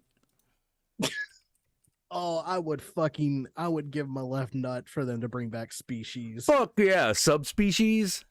Or is it subspecies or just species? Because I want just species. Oh, see, oh, you're talking about like the H.R. Giger Monster Woman movie? Fuck yeah. Well, yeah, no, I would too. I would too, but we've got 4 of those, and only one of them is okay. Are- Okay. My favorite is 2. It's All right. not the best one. Like number 1 is the best one, and it's a decline after that. But the second one is my favorite because it to me was the most pure to what I think Species really is about. Which is it's about an alien girl just trying to get laid. And every motherfucker is getting in her way. Because they won't. That's all she wants. She's like, would you have sex with me? Because like that's a thing that I'm programmed to do. And everyone's like, no, can't do that. That would create a horrible hybrid. And then someone creates a male hybrid. And she hears it, and she's like, well, that's it. Got to hop on that. Woo! Jumps out of the fucking lab and just immediately finds her, like, dreadlocked monster man and fucks him. And there's an entire sequence where it's one of those, you look at it, you're like, she's just fucking him while all this is going on. Mm-hmm. She's just like, yep, riding this. Yeah, this is where I live now. And I'm just like, we should end the movie right here. They can conquer the earth, love conquers all. Come on, man. Let's do it, baby. But no, fucking fucking not Mads Mikkelsen, but like fucking, what's that other guy? Michael Madsen. Has to get in the way. Has to get in the fucking way. One of the actors has to say one of the stupidest lines I've ever heard in a science fiction movie, which is alien DNA infected us. It's about time we infected them. What? That line is so weird. How many times that there is a techno band that made a song out of it? How many times do you think that they had to do that scene? How many takes? Because I couldn't just be like, no, that's not really what's in the fucking I can't. Script, right? This can't be what the line is. It can't. Oh, I guess it is. Right, okay. I'll try to stomach the alien DNA infected us. About time we infected them. Okay, was that good? No, I didn't believe it. Yeah, basically, yes, they gave them space AIDS. It's an eye-opening movie. It's one of those things where like I'm just sort of like, God damn it, man! Like, just could it just be like alien girl having sex for like an hour and a half? I'd be okay with that. Like fucking like, and then people are like, they couldn't make a movie out of that, and then they made a movie about that with Scarlett Johansson. I was like, I fucking told you. Okay, so that thing won a Golden Globe. Okay, so I'm not the only one that saw that flick. It was like, oh, somebody needs to be cutting a check right now. Yeah. Oh no, absolutely. I'm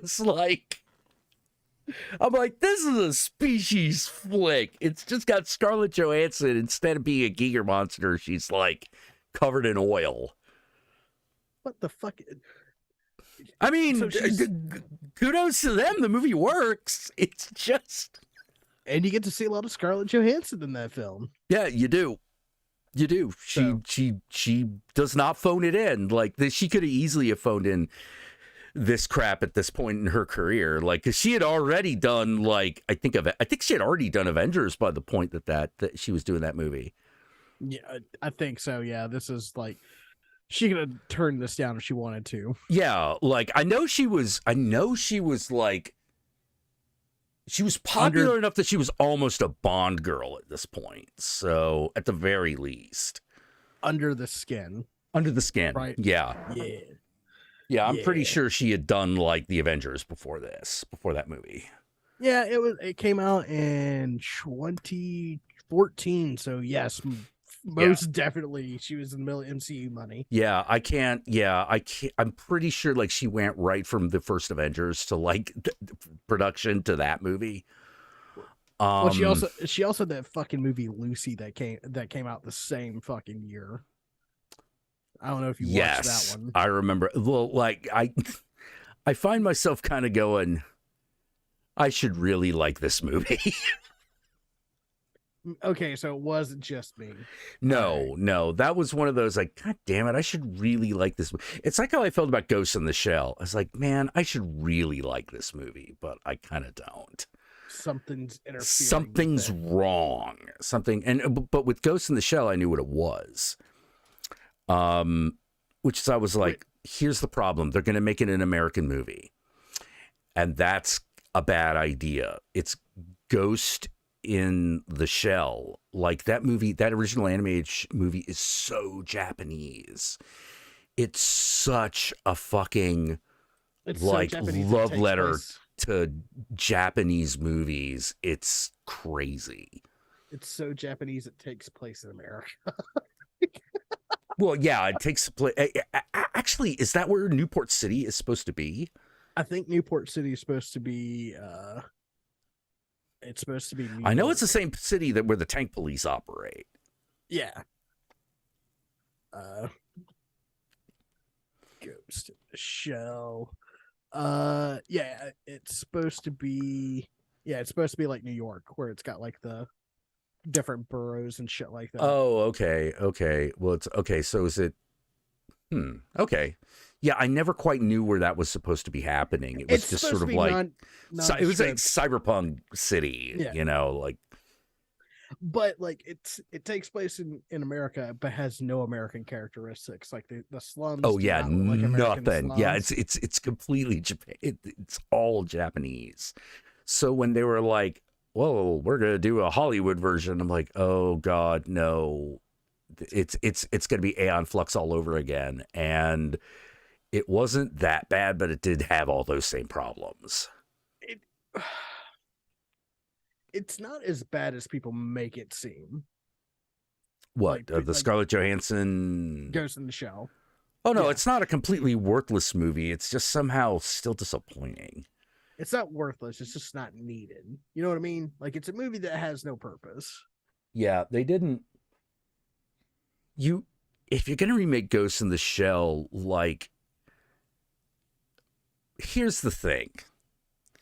The reason you can't necessarily go back to the source material because the movie improved on the source material 100-fold. Right. And there is no way you can do Ghost in the Shell without doing that weird, like, 2001 A Space Odyssey ending. Because that's kind of the point. That's something that even the comic did.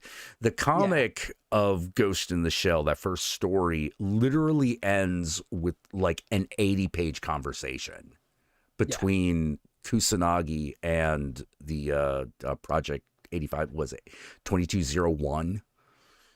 Basically the AI. Like, she talks to the AI for like a lot. Yeah. And that's basically the end.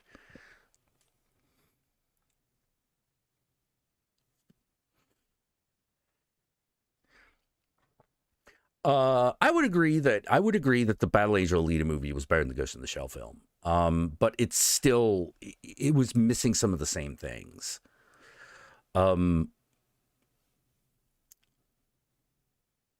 Robert Rodriguez is not a meditative filmmaker.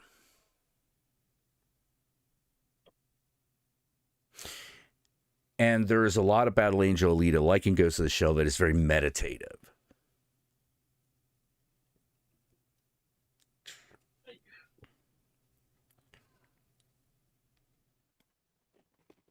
But they don't like animated movies. Then why the fuck are they watching Ghost in the Shell? Let's see, we can't do Neuromancer because we already have Ghost of the Shell. No, we could still do Neuromancer. It would be It would be no. Actually, I think we could totally do it. You know, the one that I would love to see, however, but it would have to be like a limited series, would be Snow Crash. Live Would action love- Trigun. James, you don't want that. That's something you think you want until you get it. I liked the new Trigun, but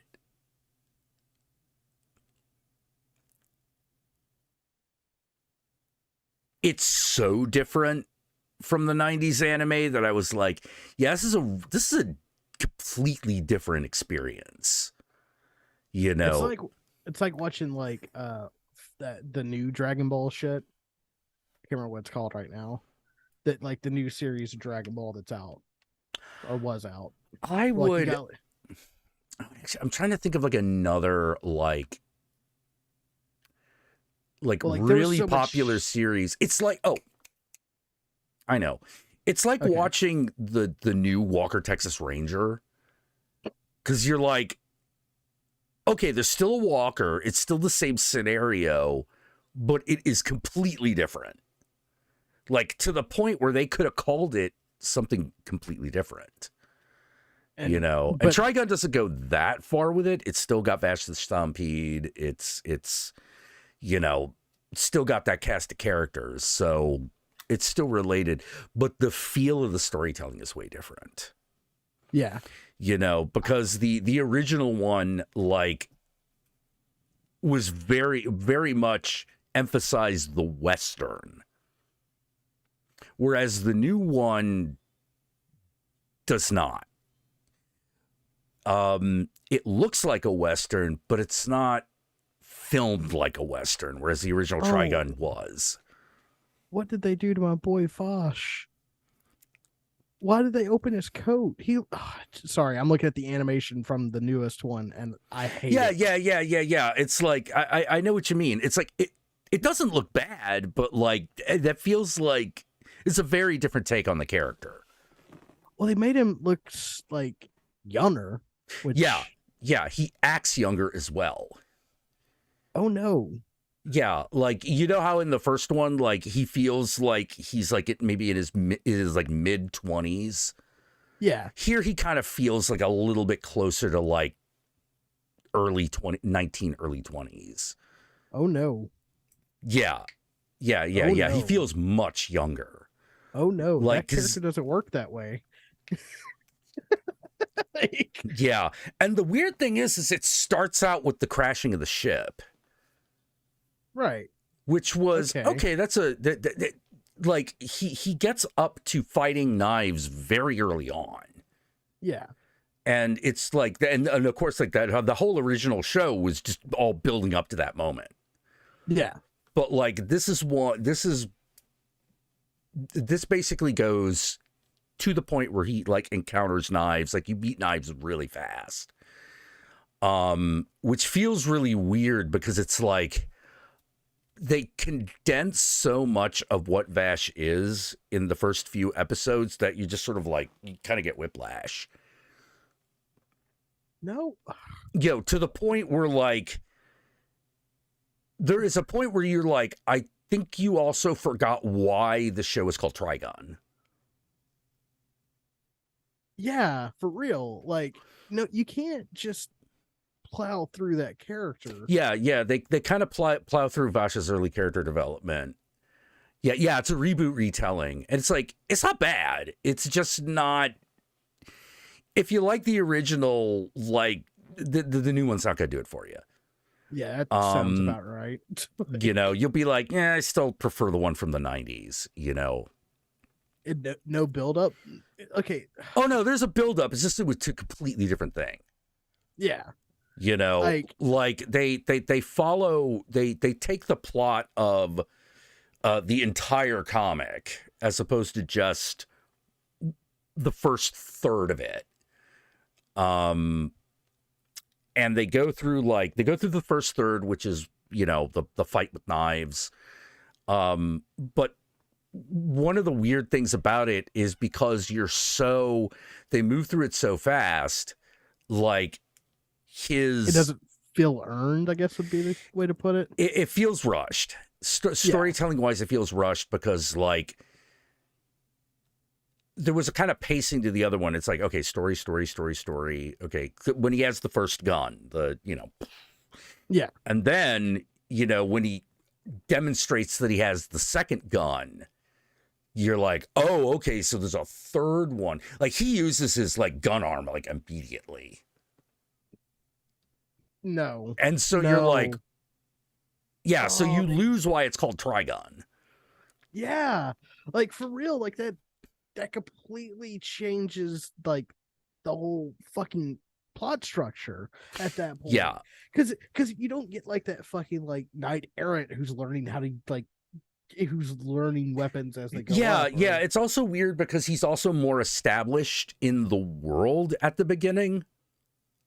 No. Yeah, exactly. It's supposed to be like, well, no, everyone's supposed to fear this man, He's fashioned the stampede.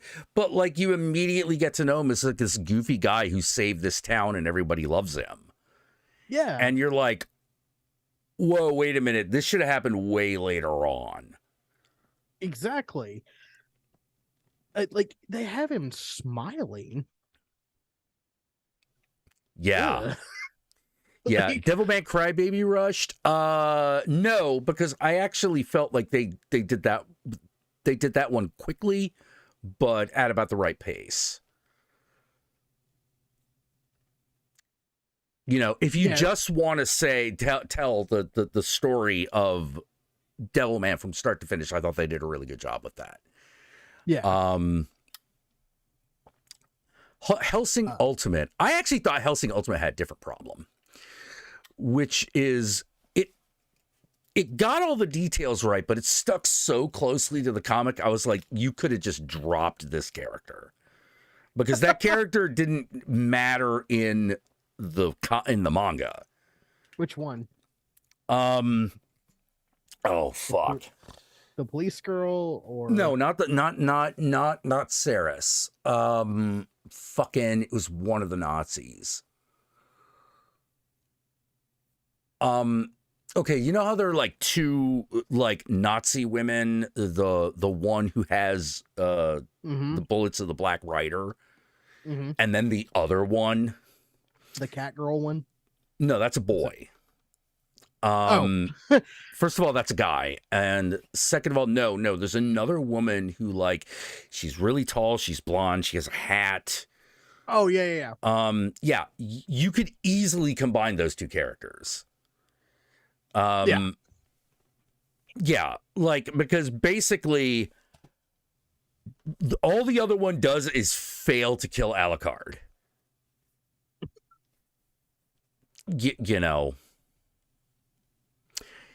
Yeah, Schrodinger is the cat boy. Yeah.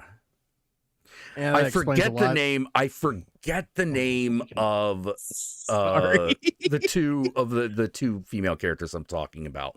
One of them had the magic bullets, and the other one had, like, all this writing on half of her face. Zoran. Yeah. You could have combined those two characters. Simple. Yeah. Is it worth checking out? Hellsing Ultimate? Yeah. I would start watching it to the point where you get bored. Because that's what happened. That's what happened to me. Because at some point, here's what I mean by it stuck to the comic too closely. There is a certain point where you, as the reader or viewer, lose the plot.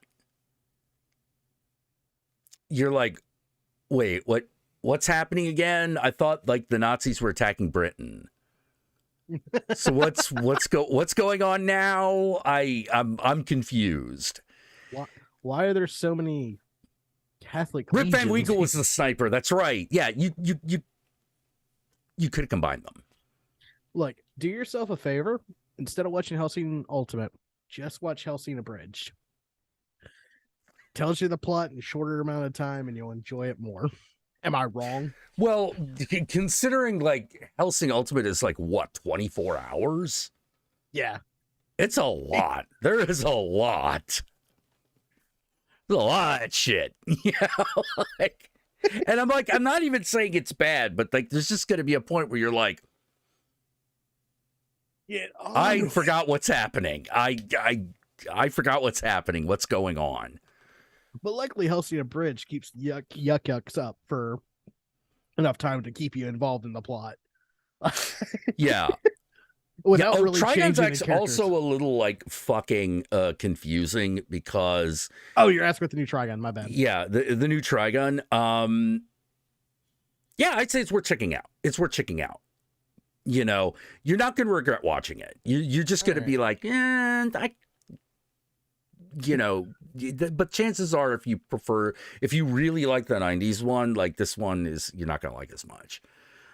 Despite the fact that it like continues on. Yeah. There's just something different enough about it that like it don't scratch quite the same itch. Another thing that gets confusing if you saw the old one is that Meryl does not start out with Millie as her partner. She starts out with this dude who's got 2 days to retirement written all over him. I love when they do that. It's the best. You know, whereas the original like fucking show was just like, no, just cut him out. Like, don't need this guy. Get him out of here. You know, Millie and Meryl, that's the real show. You know, yeah, the new anime is called Trigun Stampede. Yeah, it's like I said, it's not bad. It's just, I was kind of hoping that it would be,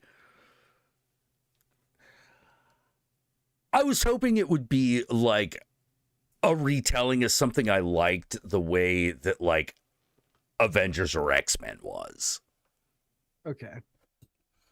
I can get with that. I understand what you're saying now, but also like that bitter disappointment of like it just being like it being good, but it's not scratching the same nostalgia itch it should. Yeah, because all these characters look way too happy to be in a Trigun anime. I know, especially considering how some of that shit turns out. You're like, oh, then it just doesn't feel right. Yeah, it's not bad, but it is definitely different. Yeah. You know, we're here to save you. Hooray, it's a Catholic church. Oh, no. You know, like, yeah, Protestantism saves the day. That would be Hellsing. Yeah, Protestant bastard. We have to stop the church and all the Nazis. Hey, now, the Catholic Church comes out against the Nazis this time. Eventually. Well, yeah. Eventually, like it's a huge plot point that they don't know which way the fucking Vatican's gonna swing on this shit, so they just go on. So the fucking Helsing organization just goes on the attack. It's really good, and then Helsing turns into a little girl, and that's like really weird. Yeah. But hey, the ride there is amazing. Yeah. Yeah. What was she is a true vampire.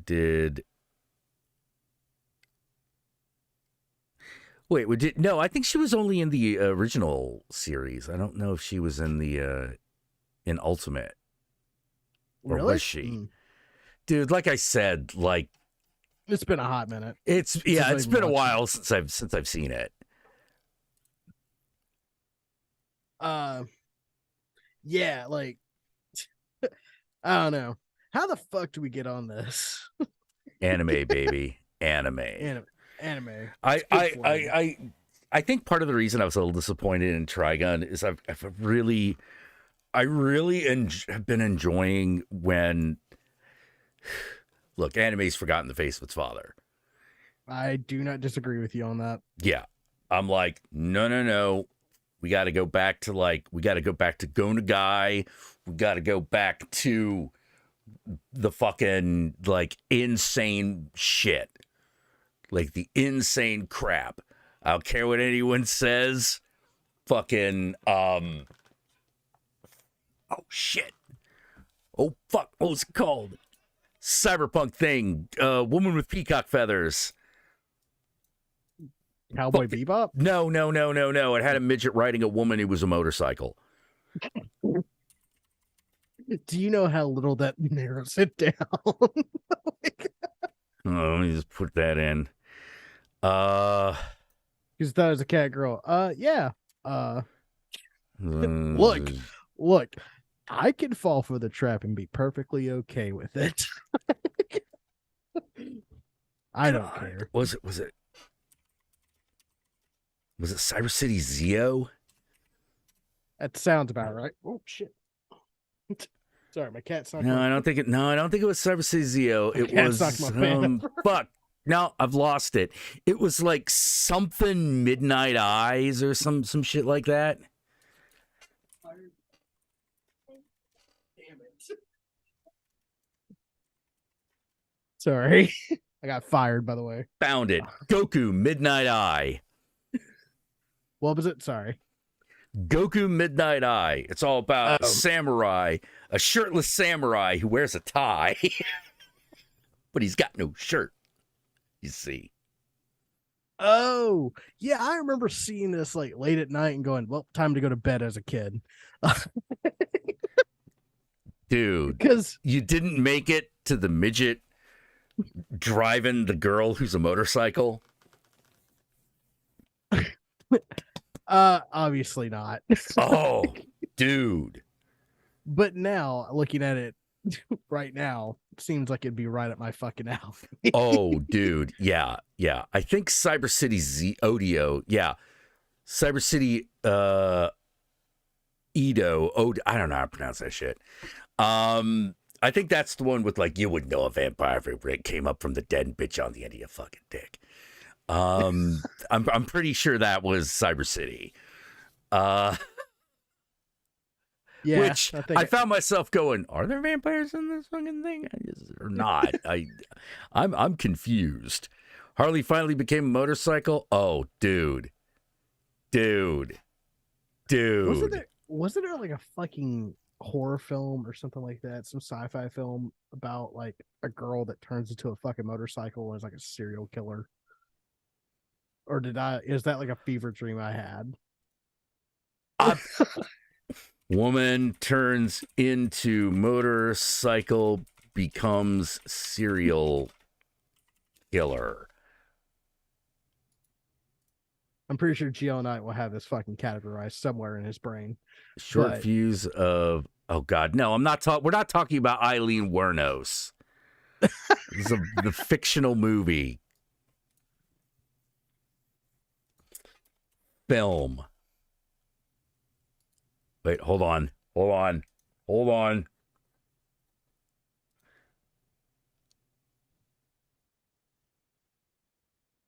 About a young man named Billy helping out, blah, blah, blah, spooky little horror film. Okay.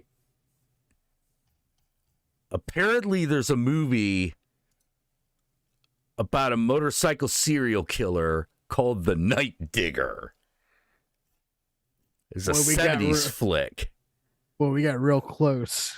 Yeah, we're in the ballpark. I don't know if that's there's also what, The Dead Girl? Hold on. Plot. It reminded me a lot of Tetsuo, so it may have been like a Japanese horror film. Okay, it's not Tokyo Gore Police. Let me see. I remember watching this as a child, so okay, because if you don't you might be misremembering parts of Tokyo Gore Police. No, it's not Tokyo. It's not Tokyo Gore Police. Okay, so it's not the Gimp girl on the stilts. No, like legitimately, it looked like a shitty '80s action film. A woman turns into a motorcycle, and then becomes a serial killer.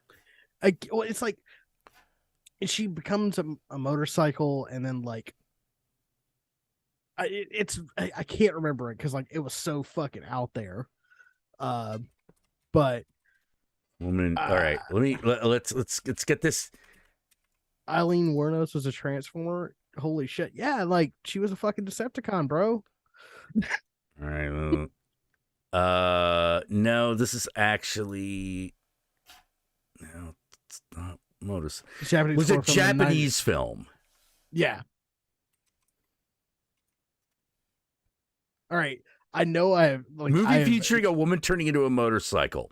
Okay, hold on. This is other people have seen this. Okay, blah blah blah blah blah. Does anyone have any answers? Nobody has an answer. Okay.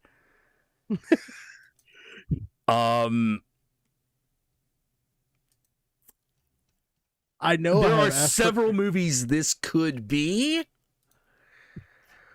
Uh-huh. Nope, it's not that one.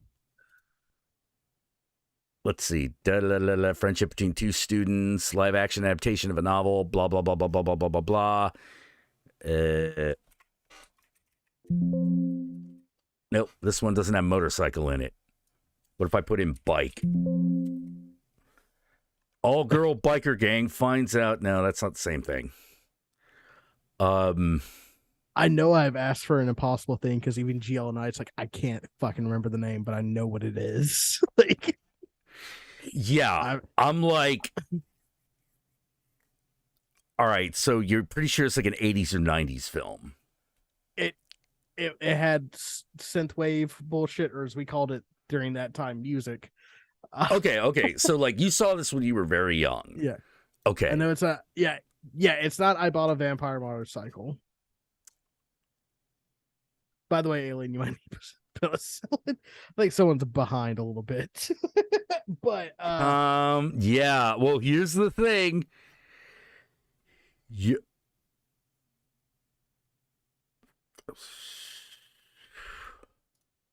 No. Most popular movies tagged with the keyword Japanese motorbike. Yeah, it's definitely not I bought a vampire motorcycle, because like the woman still looks like herself, but like Geiger-esque motorcycle.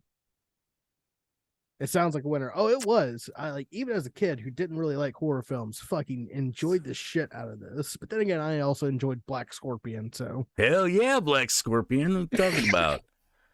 With Prankster the Gangsta. Yeah. Hey, yeah. Legally Distinct Joker.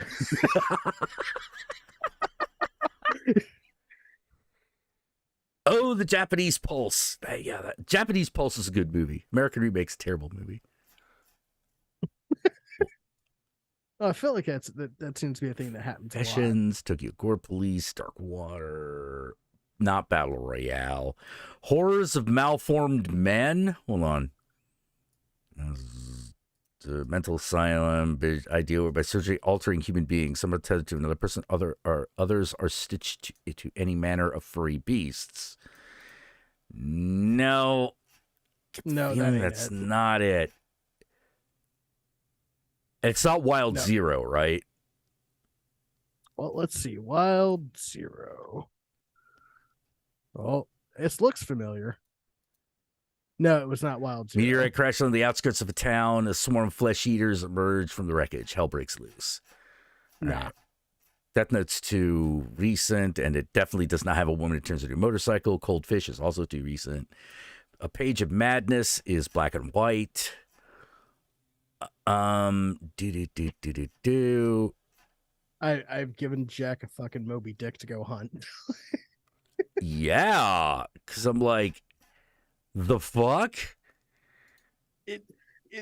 This sounds like, let me put it this way. I feel the fact that this is a singular movie. It's like one of those shared hallucinations where you're like, okay, I'm not crazy because someone else has seen this. Like, oh, GL thinks it might be a Pink film. It might be. Like, that shouldn't make it that hard to find. How much fucking was in the movie? Be real honest with you, as a kid, wasn't really paying attention to that.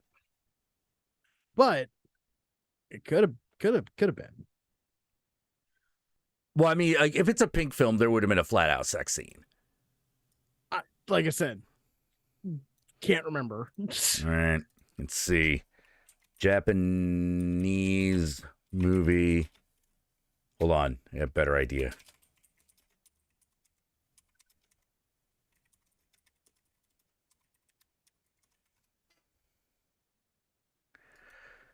Yeah, it's like I can't I can't think of it. Yeah, Okay. Um. Do. Single father trying to raise a son. All right. Motor. it's like I Cycle feel like this racing. is Motorbike racing is about to begin. Motorbikes go around. Motorbike, unable to move. Bike explodes, killing a dude. Okay, that's regular motorcycle shit. That's not what we're looking for. this is what I felt like before I rediscovered Six String Samurai. Singapore's only. Okay, what is it? Singapore's only kung fu motorcycle love story. Hang on.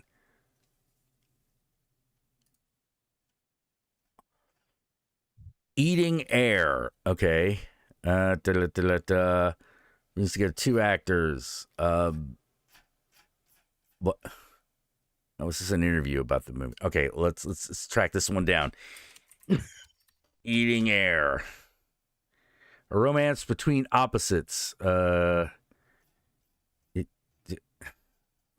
hate the new IMDb. A romance with T2. Wait, that's it? That's all you gotta tell me? Oh, you sons of bitches. Looking at like screenshots from this, it's not that. I don't think I'm gonna be able to find it. God damn it.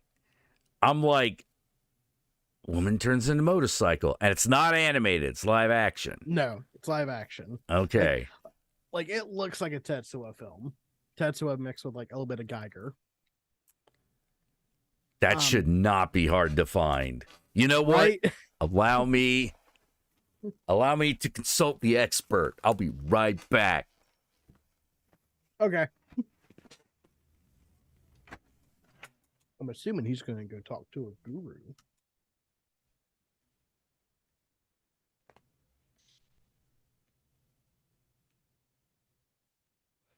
This reminds me of like the time me and my cousin were hunting for a copy of Six String Samurai. Because we both remember this like really weird movie about a guy that was basically Buddy Holly walking across like the deserts of Las Vegas trying to go become the king of rock and roll. We remembered it, we just couldn't like find it.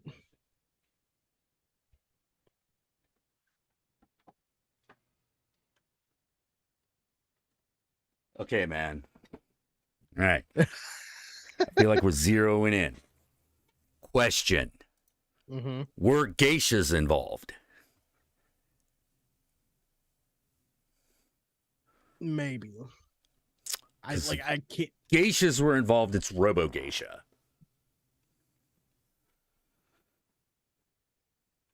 This sounds like something I would watch. No, it was not Robo Geisha. Okay, and it's not Vampire Girl meets Frankenstein Girl. God, I hope it is.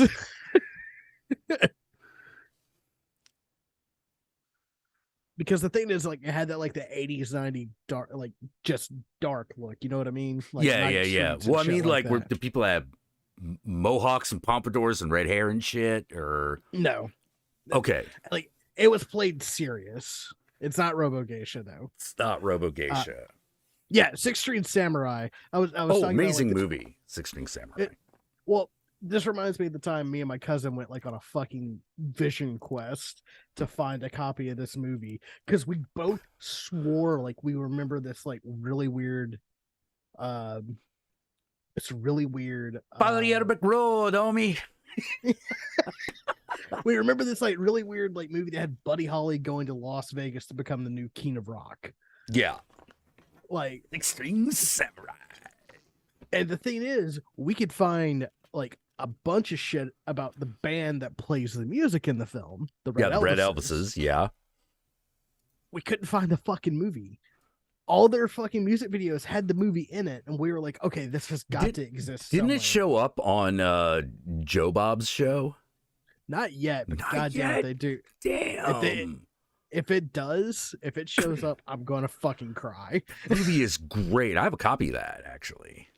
I used to have a copy of it, but then I don't know where it went. I still got. They never did a Blu-ray, so I got DVD. Yeah. I don't think it's ever Blu-ray. I don't know why. The movie's great. I agree. Like, I do not like this rock and roll music. It's far It is too loud. We have not had bullets since 1967.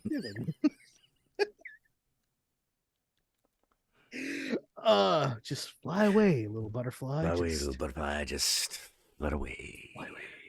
Or what? Or fuck. What was the other thing? Yeah. You go every town, my man. You find it all over. It's all the same. Man. You get 16 Samurai Vinegar Syndrome? Blu-ray? Hold on. We talking Blu-ray, homie? Because we're talking Blu-ray. We're talking Blu-ray. We're talking remastered.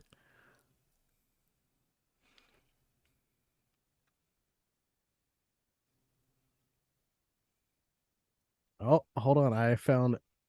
Okay, I feel like it's a lie because there's literally nothing. Oh, god damn it. It's like, oh, Amazon listing. And then it's like, there's no box. They just show you parts of the film. Nah, you ain't gonna catch me. Oh man, every time I see this on doesn't make me hopeful. Maybe GL Night, you can give us a link or something like that. But if you've never seen this movie, let me tell you, Six String Samurai is, well, I would say it's life-changing, but you know, may not be that way for everybody. I think it's one of the best like post-apocalyptic movies I've ever seen. Because it gets so many notes just like perfectly right for like that Red Scare 50s. Yeah. Meeting like the 80s and 90s. Like it's literally it's a movie about the death of rock and roll. Like I don't know how else to fucking explain it, but it's literally like the old rock and roll, the like of the 50s and 60s, the Elvises, the fucking Buddy Hollies, the god damn it, the people who the group who sang La Bamba. Shit, I can't remember their name, but basically like every great Ed Sullivan act going up against Guns and fucking Roses. And yes. Wolfman Jack's the narrator of the film. Yeah, or a guy impersonating him, but yeah, that's the idea. You can get me at 1-800 see you never. Let me. Oh god, now I gotta see if I can fucking find it.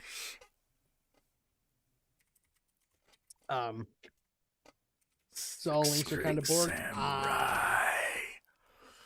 Let's see the full movie. Oh, they got. Is this up on? Oh, you can just watch it. This is on YouTube.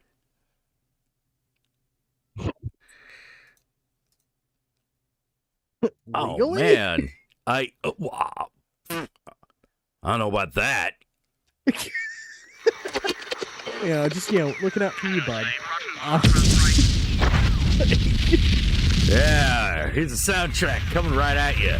This is the 90s, baby, when they did soundtracks. They did soundtracks, baby.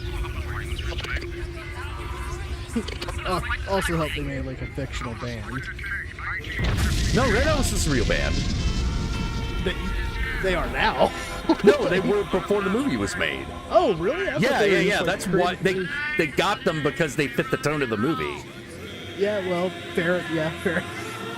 Like, I guess you couldn't get the Leningrad Cowboys, so no, it is. Not quite Russian enough. Like these days, you'd probably get the band Leningrad. Yeah. Who will be the new king? Oh yeah. Oh, that's the other thing. It's also a retelling of the Wizard of Oz. You on the yellow brick road to Vegas looking for a Hero, hero. if you find one, send him my way, baby. Way, baby. No, it's yeah, it is the retelling of the Wizard of Oz, but like through a post-capitalist, post-communist, like nuclear The wasteland. American wasteland. It's fucking amazing. Yeah, like this thing came out, I think, the same year that Jim Jarmusch's Dead Man came out, because I believe I saw them very close together in the theater. I would believe that. And that would, oh god, that would make a killer fucking double feature. Yeah. Yeah. If you have never watched this, never watched Six Extreme Samurai, or never watched Dead Man, like, Yeah, they're very different movies.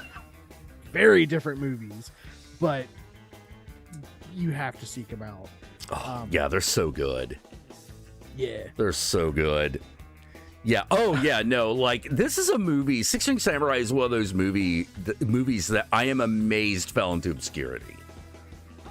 Well, Like, you knew it wasn't going to be like a blockbuster, but you're like, how did this not survive into Blu-ray? That doesn't make any sense.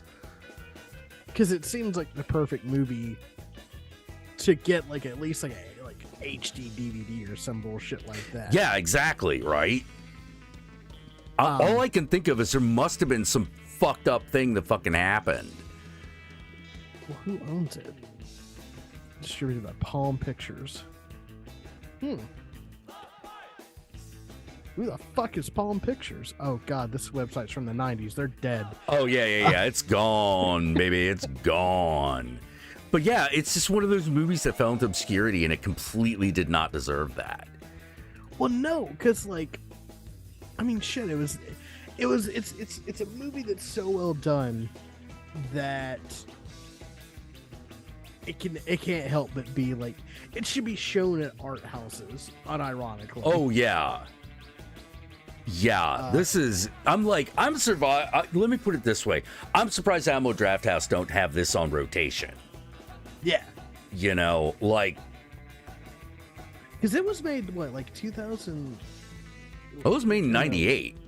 Yeah, it was made in '98, so it was like smack dab in that the new retro movement. Yeah. Where everyone was listening to fucking rockabilly and swing and shit. Yeah, like where that. everyone was doing like weird Western shit.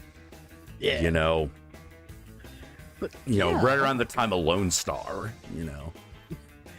That is fucking weird. How the fuck did that never like get bigger, at least like more cult status? I'm still amazed that there are people who haven't seen Scanner Darkly. Man, every time I watch that film, I can't help but notice the Alex Jones fingerprints. Oh, yeah. You mean like when he literally shows up? Because this is before he did InfoWars, and he was just some weirdo that you stuck a camera in front of and he just went. Oh, he was doing InfoWars. He was just doing like the local radio show version of it. Like he was like on WGN or some bullshit. Okay, before internet. Yeah, before we got the Alex Jones that we all hate and despise. Yeah, DVDs of Boogie. Yeah. Yeah, Boogie Nights never. Okay, here's the other one that's a lot harder to find. There was Boogie Nights. There's another one called another two movies that are in a similar vein. Excuse me, but they're a lot blacker. One of them is Men Without Hats. Yes. Or sorry, NWH.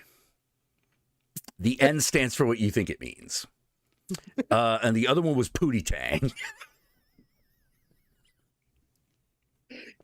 All right, that's definitely my it's N-words with hats, I do believe. Mm-hmm. But Pootie Tang is another one that is in this house considered a holy film. Yes. Yes, as it should. Because if you can't get down with Pootie Tang, you're wrong. I feel like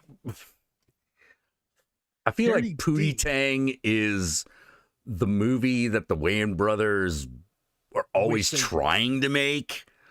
For real. You know, like the only problem that movie has now is that it was made by Louis C.K. Okay, look. You're right, but Nachos with hot dogs. Yeah, let's go with that. yeah, nachos and hot dogs. That's search for it by name. You might No love find for it. sweet, sweet back badass song. Oh no.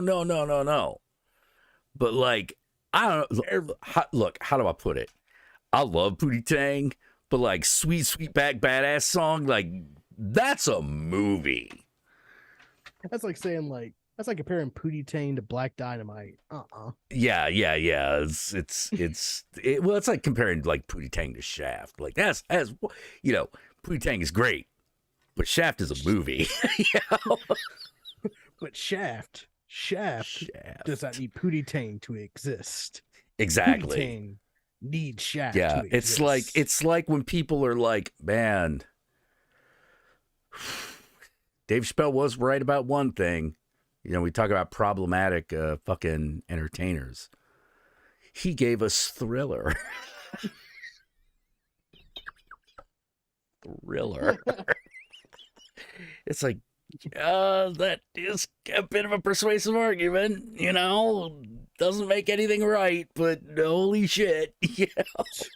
2 words. Roman Polanski. Mm-hmm. All right. Look. I Brilliant hate that filmmaker, piece of shit. Yeah, I hate that piece of shit. He never got the justice he so rightly deserved. No, I don't care if Sharon Stone was killed. That's not an excuse for what he fucking did. Also, dude, now you're making it our problem again. It was already our problem. Fucking like that's one thing I'll never forgive fucking Charlie Manson's and his cadre for. One thing. Well, that's the big one. Oh, okay. That's the big one. Killing not Sharon Stone, but Sharon Tate. Sharon Tate, yeah. Yeah. Well, you know, that's the reason why you don't let crazy people make a cult. Yeah. Woody Allen can kiss my dick. Okay. Hot take. I have never enjoyed a Woody Allen film. Right there with you. I've always been like, yeah, this is a good movie, I guess, but not for me. Well, not even just like, it's like, oh man, it's so. There is no point in a Woody Allen movie where I haven't looked at the Woody Allen character and go, oh, just shut the fuck up. You know. If there's like, it's like a comedy that's like knows it's highbrow. It's like listening to a Dennis Miller stand-up special. God.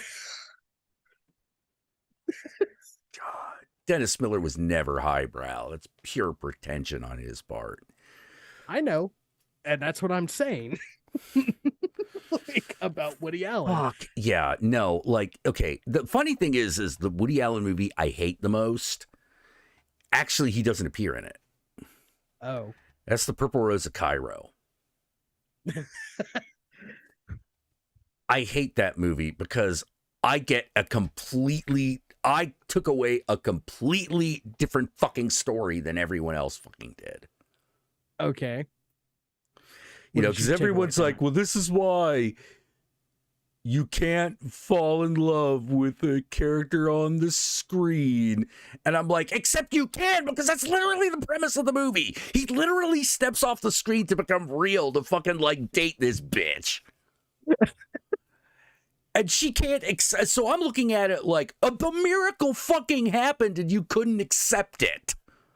But apparently that's not the movie. Of course not. And I'm like, no, that is the movie. That is the movie. Like the miracle thing happened and she was too much of an indecisive twat to just fucking go like, okay, cool. My wish came true. Because it's not like it's weird because it's not like a monkey's paw. No, it just Like kinda he works literally out. just steps out of the movie. Yeah, it kind of works out for her. Yeah, it could have totally worked out. But no. Like I found myself going like, bump off the actor and have the character take his place. Who cares but it could ruin his career. Fuck the career, man. He pretends to be this guy, takes over his life, you get married, boom, done. You have to tell nobody. You don't have to explain it to nobody. Except maybe all those people who are still sitting there in the theater for some reason. But that's their own fault. They could leave. They chose to come to the Tuesday afternoon matinee. Yeah, they could leave. That door ain't locked. You know? God. It's like you getting annoyed at the ending of the Birdcage. Why? Yeah, that one I have to actually like. That one you're gonna have to like fucking run by me. Because like we're thinking the right one, like Robin Williams, Nathan Lane. Gay as gay can be, right? Yeah, Okay. because like 96, like that's still before you could really, that's during the period where you could kind of come out, but you were really taking your chances. That Like that's was- before that movie was made before Brokeback Mountain. We'll put it that way. That movie came out and Nathan Lane came out almost directly afterwards. And Yeah. people were hounding him to come out, and like while they were doing the media tour, Robin Williams kept covering it up every time. Yeah, Because Robin Williams was a fucking saint. Like, yeah, because he was Nathan Lane's friend. Like as everybody said, as everyone said, no, Robin was a great friend. You didn't always want to hang out with him because he would be too busy playing Call of Duty. well, like, Or painting So- Warhammer miniatures or something. But he's great guy though, great guy. Would take. We should have 10 of those. we should have more Robin Williams and less Weinsteins. Oh God, yeah, I know, right? Well, it's funny. I forget the name of the documentary. Yeah, no, he wasn't out then. Yeah, Like everyone knew, but like, because like every other case of a person coming out, everyone already knows. They're just waiting for them to figure it out. yeah, I don't even think Harvey Feinstein was out at that point. After all the shit the dads go through while the son never. Okay, that I agree with you. I hate the son. Every time I've watched the Birdcage as an adult, I hate the son. The son's an insufferable prick. Oh shit, I keep forgetting he's a character. Yeah, because you're like, why are you here? Yeah, you're here because you want to marry the senator's daughter. By the way, he's like 19. Yeah. Okay, yeah, sure. So you got to get it good with her dad. Why are you putting your dad through this bullshit? Now I'm just putting your dad through this bullshit. You like, I can't have you being you around me. Yeah. You Yeah. Well, like, just let me put it this way. I don't think you're supposed to appreciate like the son for that shit. I know I didn't. Yeah, no, I fucking hate him. Because I'm like, no. It's all about Nathan Lane and fucking Robin Williams doing antics the entire time. But yeah, no, I don't think Nathan Lane was out at that period of time. But like I said, everyone knew. No. No, he wasn't out. Shit. His coming out story hurts me because like he told his mom, he was like, I'm Mom, I'm gay. And she's like, she says to him, "You've always been a disappointment." And without missing a beat, What? because all queer people are just quick minded, he was like, "I'm glad you understand." And walked out and apparently never talked to her again. He's Nathan Lane. Couldn't even do it then. Of course not. Them queers are not people, Jack. I know, but you're like that. I just want to emphasize that because that's how bullshit these people are. Which is like, Nathan, he's Nathan fucking Lane. He's got, you could fucking, if the man's acting trophy case fell on you, you'd be dead. Just before, dead. Like, forget it. And this is before he made it really big. So. Yeah, like, but oh man. I mean, like it was the 90s. I'm not excusing it, but like it is what it is. Yeah, I didn't know. I didn't know that. I had never heard that story before. That's horrible. Yeah.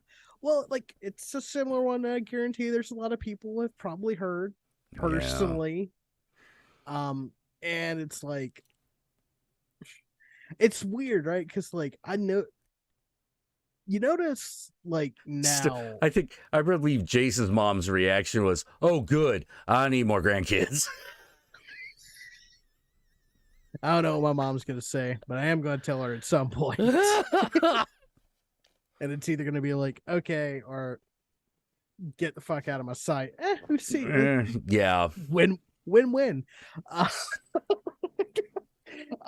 But no, I don't even think it's crossed my fucking dad's mind that I have sex. Jack, buddy, I don't know how to tell you this. No. You don't know my dad. All right, fair enough. I'm not saying I'm hiding it. I'm saying, despite the fact that I am clearly telling everybody at all times, I'm not sure he knows. I'm pretty sure he understands it as a probability, as a likelihood, an almost certainty, but I don't know if he gets it. Well, I mean, do you want to think about your dad having sex? Hell no! All right, then. Although, like, here's the thing. I have given him unsolicited lady-in advice. No, Jack, you don't give your dad sex tips. Maybe you don't. But this is what I mean. Despite all that, I'm not sure that computes with him.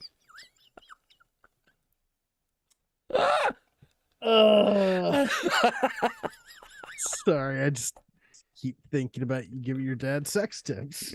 It's fucking with me a little bit, I think. Because it was like I turned into like Chef from South Park on him for a hot minute. Yeah. Well, Dad, it's like, son, no. Son, why? Because, Dad. We're all men here, right? But Dad, you have to lick the clitoral hood. That's the key to the golden palace. You gotta make her feel like she is the most exquisite woman on the face of the earth, Write a letter to Santa Claus. Yeah, I'm not saying that it was Gomez talking to Fester about women, but like we had some of those vibes. I mean, I'm sure he's doing fine. Like, he's been with the same woman now for like decade and a half. Got to be doing something right. Either has a contract with her true name on it. Oh, true.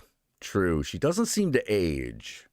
But I'm trying to But I'm trying to figure out whether that's like normal Asian woman, not Asian, or whether there's like, a hidden painting somewhere. You ever seen her hopping around? Yes. See, this is what worries me. She's a very energetic woman.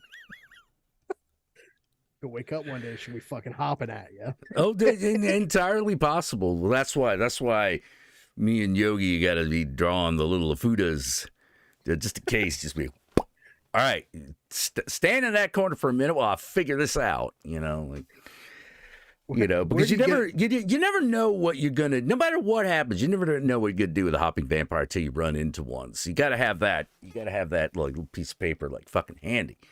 Just in case. Just tack it on there. They stop. Now you got some breathing room. You're like, all right, what are we gonna fucking do about this? And it's really hard to find a coin sword at like 3 a.m. It is. Motherfuckers are closed. All my relatives are asleep.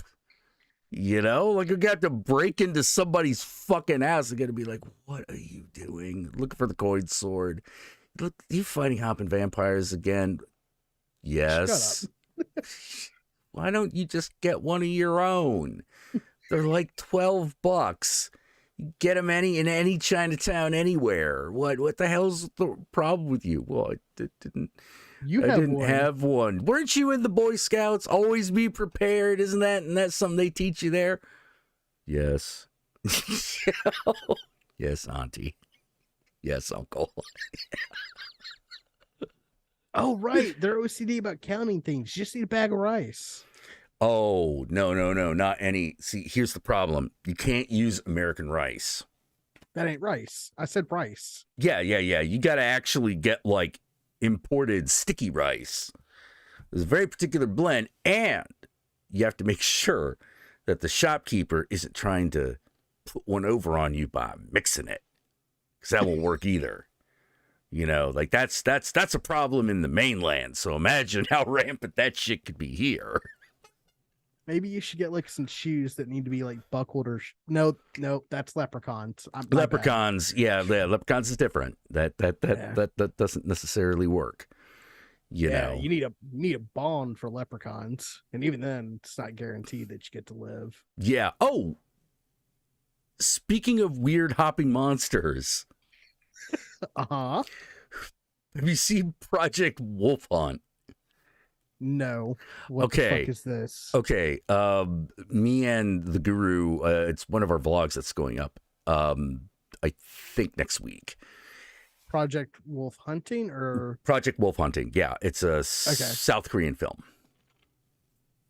Well, he's kind of cute. Well, are you talking about the guy with the tattoos? Yeah. Yeah. Okay. I knew who you were talking about. He's okay. So you're going to watch this movie and you're going to be thoroughly entertained and you're going to be like, this is awesome. What's with the title of this movie? Why is it called Operation Wolf Hunter? That makes no sense. There is an answer. Okay. But it's, well, talking about like, look, that title's doing a lot of heavy lifting. I'm telling you. Is it like the Knock Knock Man? Oh, no. Okay. No. It ain't like that. This is one of those, all right, how does this relate to wolves? Because you're thinking like, it's a werewolf, right? Oh, it's not a werewolf. Oh, okay. Well, it has something to do with the full moon? No. Okay. And when they get to it, you're like, that's really stretching it. That is stretching it. You're lucky you're cute. Yeah. You're lucky you're entertaining as fuck movie. Otherwise, it'd be having fucking words. But no, it is a fantastic movie. It's very gory. It's ridiculously gory. And I was gonna say, if you want to learn more about it, you should see the vlog, the Blood Splatter vlog on Horror Guru's channel. Is it up already? Probably not, but I'm just like giving a Horror Guru. It'll be there. It'll be a Blood Splattered Cinema, our review of it. But if you want to jump the gun, it's a great movie. It's really good. just do yourself a favor. If at any point you lose the plot or don't exactly know what's going on, we don't need to talk about that. Just let it happen. All questions will be answered. Just let it happen. The most confusing thing about the movie is occasionally they do flashbacks in this really weird way where a guy will look at something and then the movie will have a flashback while he's looking at stuff to things that he was not there for. And you're like, I get why you're showing us, but why is he seeing it? No reason. Does it get explained? That part never gets explained. Like, the only thing I can think of is it's like when fucking, you know how like in Audition, the guy sees the girl's flashback? Mm-hmm. There are a couple scenes like that. And you're like, wait, how did he see this? How does he know this? That's not possible. Don't worry every about time it. I watch that movie because I'm like, this makes no fucking sense. Yeah, it makes no goddamn sense. This movie has at least 3 moments like that. Don't worry about it. All right. You don't need to worry about it for long because a head's about to explode, or a guy's going to get his arm ripped off, or a dude's going to get his face cheese grated, or some guy's going to get shot and his chest is going to get ripped off by a zombie. Don't worry about it. You don't have to. They're not going to make you let you think about it for too long. Some shit's about to go down. That movie changes that movie shifts expectations like 3 times. Because you're like, okay, this is a bunch of people on a boat who shouldn't be, and there's a monster on it. Like, that's a plot. That's a movie. But wait. So you know what this sounds like to me? Yeah. It sounds like Possession. Where it's like every time you think you figured out this movie, something changes immensely that fucks with the rest of the plot. You know what I mean? But the difference between this and Possession is Possession is you're following this guy as he's figuring out everything that's going on. Right. This movie doesn't do that. Okay. This movie is literally like by the 30-minute mark, almost all the characters are dead. So they fly new ones in. All right, I'm in. I was just like, wait, are they flying in new characters just so they can continue the body count? Hell yeah. Listen, you gotta end up on kill count somehow. Yes. George asked, okay, dumb American question. Why is it American rice? Jack, I will. Oh, okay.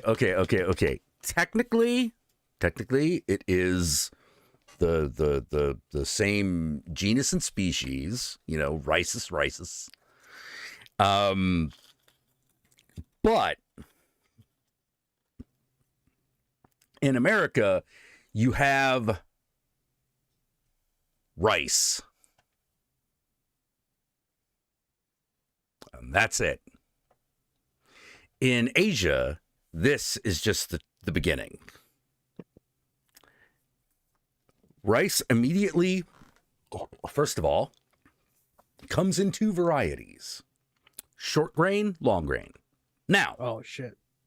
When you go to a grocery store, they will tell you, hey, long grain rice. But you will quickly realize that nowhere did they tell you it's short grain rice.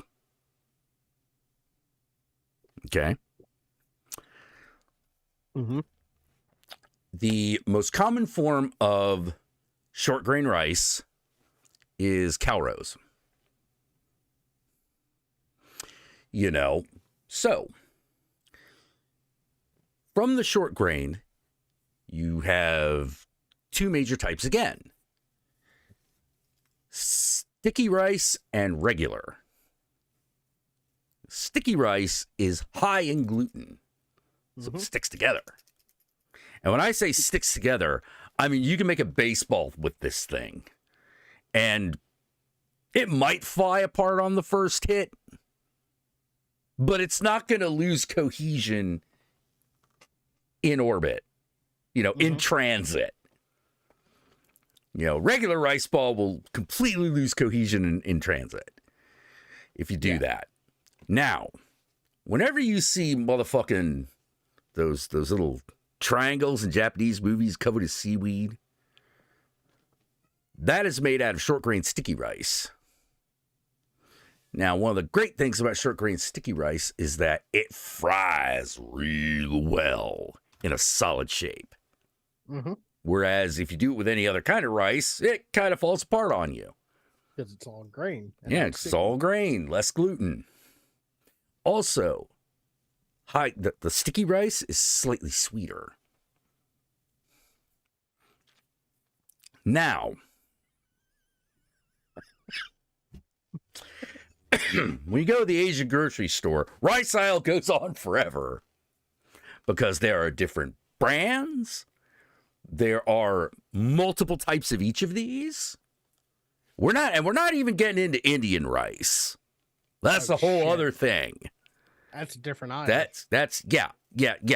Of which there are two major types. Yet again, jasmine and basmati. We're not even fucking with that arborio shit, okay? Like we're not even bothering with that. We're not even worrying about that. Why are you even looking at it? Yeah. Why are you even looking at it? What, are you Italian? We ain't making no damn risotto. Yeah, we ain't making risotto over here, which, I mean, to be fair, risotto's great, but like, in my opinion, it's kind of the only thing you can do with arborio rice. That's why there are a million different types of risotto. It's like mashed potatoes. There's like really only a couple of ways you can eat a potato as like on the regular. That is whole potato, that is cooked, chopped up, or mashed. So 3. Oh no, sticky rice is awesome. It is also more expensive. Yes. Now, only sticky rice will give you the power to distract a hopping vampire. But it must all be sticky rice because many unscrupulous rice merchants will cut the sticky rice with the regular short grain because you're not going to notice, but the vampire does. And then then you're fucked. Yeah. Oh no, brown rice.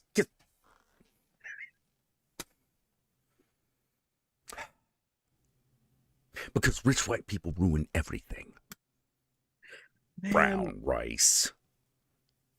Look, No, we're just convincing them to wash the rice, okay? Yeah, that's the other thing. Wash your rice before you boil it, you heathens. Because if you do it once, you'll do it every time. Yeah. Because you're like, this is disgusting. Yeah. Because you're like, oh, I'll just put the fucking rice in. Hey, why is it boiling over? It has this weird film on everything because you didn't wash the starch off. So you got to wash the starch off, otherwise it gets too starchy, and then you just got this fucking bullshit in front of you.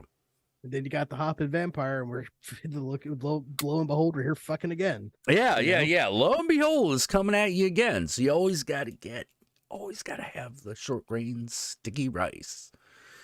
And you always have to special order it when you go to a Chinese restaurant. They won't give it to you regular because you're white people who would know. And they make everyone else people who know pay a premium because America. Because it's a Chinese restaurant. Bastards. Fuck you. They'll charge you for the extra chopsticks. Yeah, and you're like, but I don't see sticky rice on the menu. Oh, it's there. It might not be on the menu. You might need Asian eyes to see it, is what I'm saying. Okay. Oh shit! It's like written in a different language. It's like Elvish. No, it's not written in a different language. You literally cannot see it unless you've got slanty eyes. Won't work. Doesn't happen. Ask any Asian person. There are things on the menu you white people cannot see. Oh, is it like Can't written see like it. this? Is it written like in like invisible ink or something like that? It's written in Asian ink that only Asian people can see with our foldy eyes. Man, I wish white people had cool shit like that. We just like own the world and stuff. It's God fucking boring. Ha ha! Hey, when you're part of a criminal underclass, you get creative. Yeah. Well, guess what? We're gonna make your rice and turn it into a rice sandwich and sell it at Burger King. Fuck you. We're gonna bring dishonor on all your family. Oh, the Zhongshi? Yeah, the Zhongshi. I can only pronounce it in Mandarin. Zhongshi. Zhongshi. Mm-hmm. No, Zhongshi. You know, the Zhongshi is, the hopping vampire, or the hopping corpse. Sometimes they drink blood and they have fangs. That's why they're called hopping vampires. But they are technically the hopping dead. And the reason they hop is because of rigor mortis. Yep. Now, you might be like, but rigor mortis goes away after about 12 hours. Shh. Look, if you can't get past this part, you're not gonna get to the really cool shit. Yeah. Also, all the legends of like the Zhongshi also have to do with funeral rites. Mm-hmm. Like, why do they have the things boom, on their forehead? Well, because you got to mark the body because you have to send it back to the village that he came from for a proper burial. So it's basically a fucking Post-it note that says, go here. So, this body goes over to this town. So you got to figure out how to get it there. And what they would do is they would have two dudes carry the stiffs on bamboo poles under the arm, tie that under the arm. And so, like, as they're moving over the hillside and the moon catches them just right, some kid sees like a bunch of bodies just going. Yeah, they're propped up on poles. Really cool. My aunt saw them. My Auntie Bailey. Now, Auntie Bailey is the member of the family that is the most superstitious. She's also the Christian. Yeah, that checks out. Yeah, it pretty much checks out. And she claims to have seen them. And I believe it. I believe she saw something. Because that's one of the weird things about a lot of Chinese legends. Like, when you track down where a lot of them come from, you're like, oh, that makes sense. I see how that happened. Well, you can see that like with a lot of shit. I mean, fucking centaurs. Oh no, the cute boys are riding on the back of horses without a saddle. Oh, It was a man horse, a horseman. They get some like dumb Greek guy was just like, oh my God, a monster. And the guy's like, no, he's literally a man on top of a horse. That's worse than I imagined. Like got having that H.P. Lovecraft math is too hard reaction there, like. Then you go forward a couple of years, and then you have like a bunch of sailors. Colors beyond human perception. What might they be capable of? I can't understand racism. No. I don't. Weird things scare me, so I am very racist. That's how that kind of works. Yeah. And then we go forward and like have a bunch of sailors who are like, oh yeah, we seen like a bunch of beautiful women hanging out in the waters. They're half women, half fish. And then they point at them and it's a manatee, and you're like, you need to get laid. Yeah, you've been out in the sun too fucking long, dude. You know, actually, I sometimes wonder if I actually sometimes wonder if the mermaid actually has like a singular origin point. Now, this is just me spitballing. Like, I have no evidence for this. It's just me like thinking about it. I was like, what if basically what they actually saw was like Pacific Islanders who had like swam way out because they would do that. And they're like, there's a woman in there. It should be down there for like a long period of time because they're all like, you know, if you're out that far, you're an Olympic swimmer. You can hold your breath for fucking ever. Yeah. You know, and so their brain just went fish people. And then they described that to somebody and someone was like, okay, so it's got a tail. No, but like, that's not what, okay, whatever. Just whatever. You know? Like, I'm saying it's entirely possible that the sirens were just three chicks hanging out on rocks singing. And, you know, horny men do what horny men do. Yeah, and Cyclopses were just dudes who, like, put their eye out. Because what is it? What is it that the Cyclops are known for? Blacksmithing. Sheep herding and blacksmithing. Well, isn't it because, like, I may be getting my Greek mythology wrong, but isn't it because like all Cyclops are descended from the god of the forge? I'm tired. Yeah. No, they're not I don't. Oh, thank you, Silly Palm. Says, had to kiss a big set of milkers goodnight for a bit. Incidentally, if I should die of glorious suffocation this weekend, great knowing you. Thank you, and thank you for your service to this country. Motorboat on, Silly Palm. Motorboat on. You know, he died the way he lived. Yeah. It's how he wanted to go. Well, I mean, you know, I'm not going to argue. Ain't that all of us? I can't. Yeah, ain't that all of us? You know, we're all seeking a death of some sort, big or little. You know. I had fun explaining that meaning, that phrase to someone the other day. I was like, yeah, orgasm's a little death. Wait, who didn't know that? It is a young person. They're like 12. Oh, okay. So it's like a kid. Okay. All right. Yeah. All right. That's fair. I'm like, if you're an adult and don't know that, I'm like, that's like whenever I ran into, it's like when I ran into that one person who didn't know what Star Wars was. And I'm like, you're fucking with me right now. Were they fucking Mormon? Did they belong to a cult? Turns out, yes. All right, then that's literally the only fucking explanation. Yeah. Turns out, yes.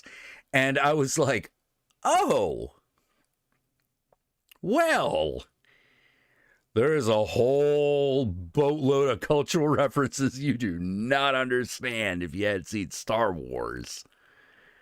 You know, and it was one of those things where it was like, oh, that's what use the Force means. Yes, that's what use the Force means.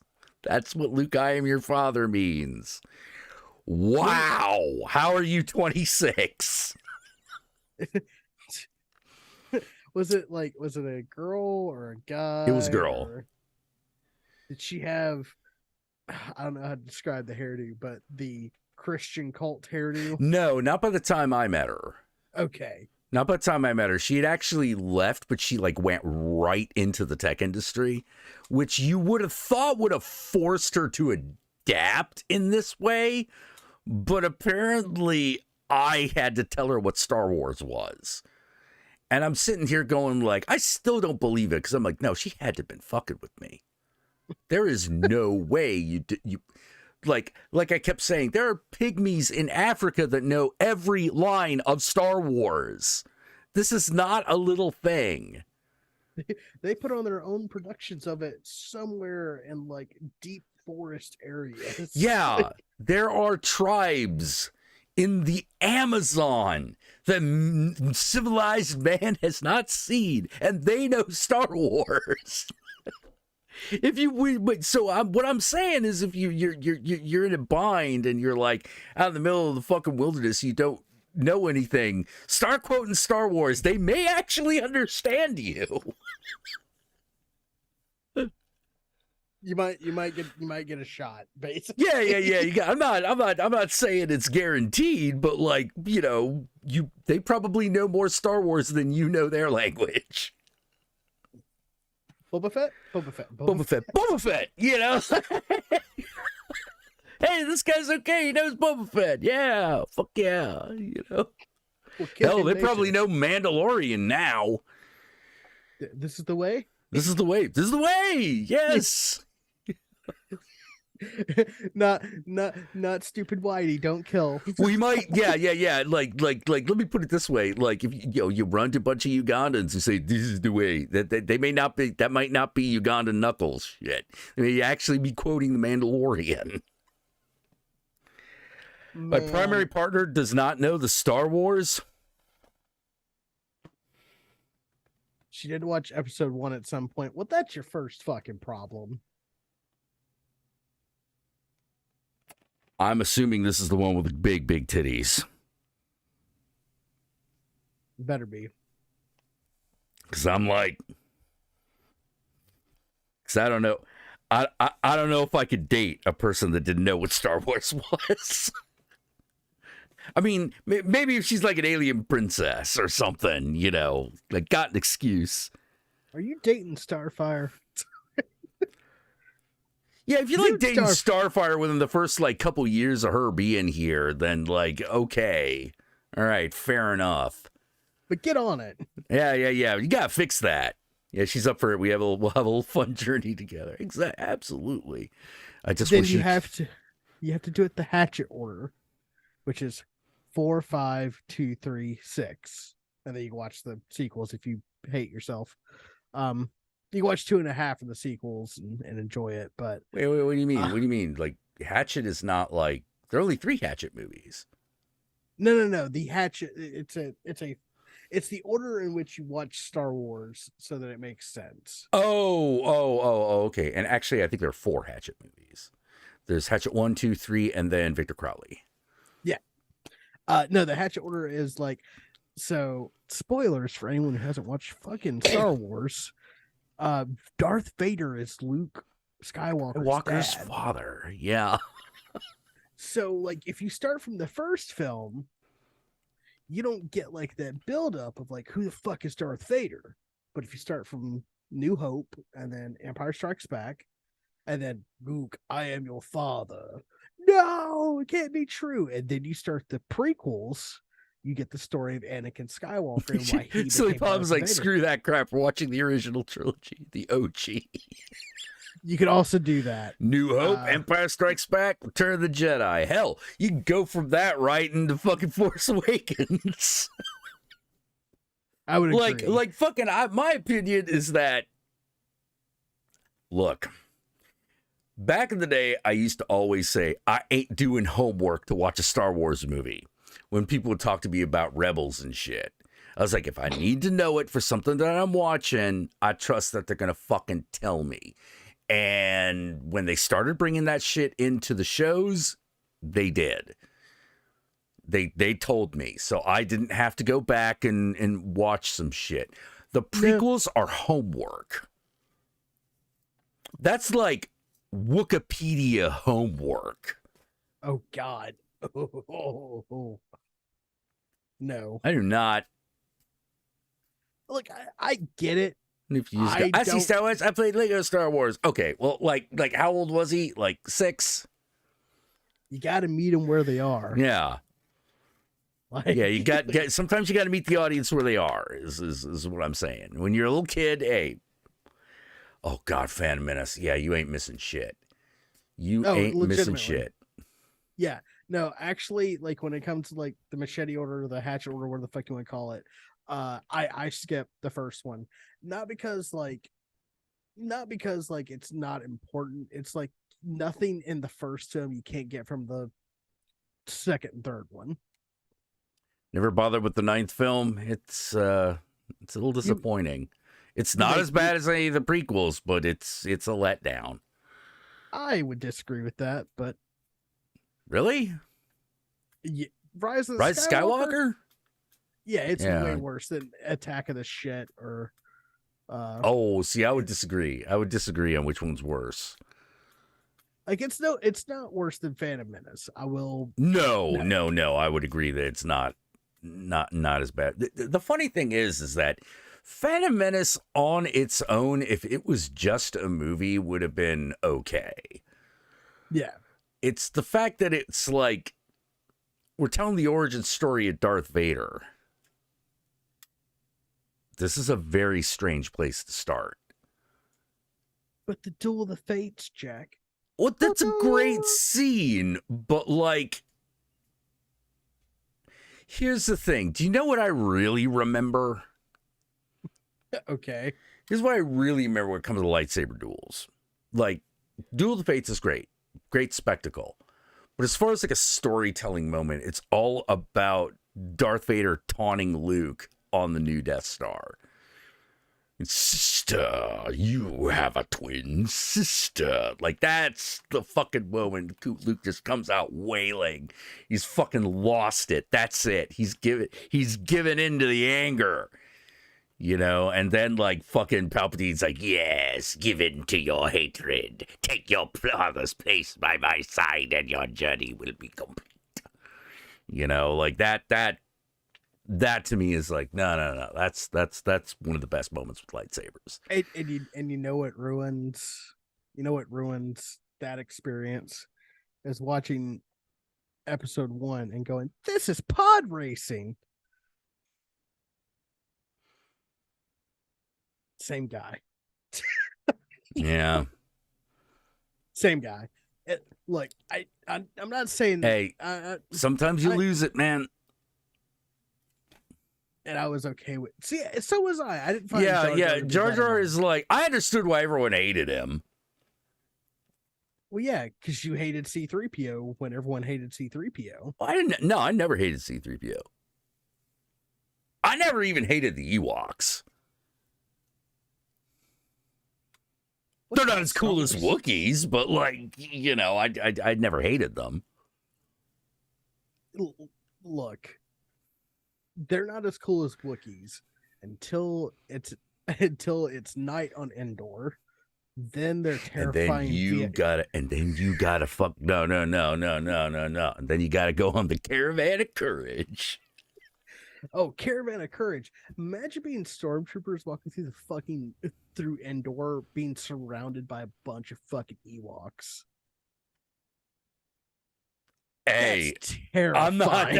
I'm not saying that hey, that'd have been great. I'd love to see that. Dude, they should do that actually. But they should return to Endor and just be like, "Oh my god, these little fuckers." These little fuckers are dangerous. I mean, they did it in Battlefront 2. Really? It's called the Ewok Hunt, and it was like everyone's like Ewoks versus stormtroopers. This is easy. It's like, yeah. No, it's not easy. You see the Return of the Jedi, they kick their asses. Yeah, but it's at night. Well, no, the Ewoks kick their fucking asses during the day. That exactly. Now imagine they don't have the sun to show like where they are, but they know the land. It's literally like fucking Vietnam, but in Star Wars. Oh man, that's cool. Exactly, right? Yes, the cute little teddy bears that are yeah. Well, see, terrifying. that's the shit you got to do because like okay, so I was watching this one guy called Puffin Forest. He does like little basic animations about his D&D and Star Wars games. Mm-hmm. And they're really good. They're really fun. But he talks about, so we were a band of bounty hunters and we had this one guy who's really tall and he was always like in a helmet, like a Mandalorian, but he wasn't a Mandalorian. We knew he wasn't a Mandalorian. Mm-hmm. But he never talked. You know, he's like, my guy does this, my guy does that. But the character would never speak. And until finally they capture a guy. And his character is the only one who has interrogation. And they're like, you know, but he doesn't say anything. He just moves to the forward. And he's like, all right, my character shoves everybody out of the way. walks right up to the dude. And then just and then opens his helmet and says, "We can do this the hard way or the easy way." They're like, "Oh my God, he's a Gungan." Oh my God, he's a Gungan. Oh my God, he's a Gungan. And like all of a sudden they were like, wait, are Gungans really... Gungans are 8 feet tall. They're huge. Like, oh my God. What? I love reveals like that in games. God, it's so good. Oh, yeah. Yeah, like, what was that? Which one Critical Role was it where they found out, like, their like, elf druid is actually a furbolg? I don't think that's like they had a furbolg that was a cleric that. Yeah. Maybe it was a cleric. I'm probably getting the class wrong. But I remember like there was this thing. I think it was the one that had Jester in it, or one of them, because there was this back and forth where she was constantly breaking into his room and he was constantly hiding his shit. And so this just made her more curious. It's not the brave, the goblin character that was actually a halfling that was cursed. No. This was a guy. The reveal was the guy was a furbolg. I remember that. Yeah, that may have been like that may have come from another character that was like her son. I don't know. Yeah, the whole joke is that she was constantly curious because she was convinced he was doing freaky sex stuff with like one of the other characters. But the deal is that was the only other character who knew he was a furbolg. Oh man, I can't remember. yeah, it was a long time. Yeah, I think it was Caduceus. Yeah. Let me see. Critical Role. Caduceus. Yes. Caduceus Clay. Caduceus Clay was always a furbolg. He never really had that. But he revealed that he was a vegetarian, and like they're like, wait, what? Yeah, I don't eat meat. Caduceus is one of my favorite characters. But no, in a similar vein though, like when Jester pulled off the Dust of Deliciousness trick. Oh man, that was cool. That was cool. I was sitting there and I was like watching it live, and I was like, it does what? It gives disadvantage on wisdom checks. Holy shit, she's gonna make it forget.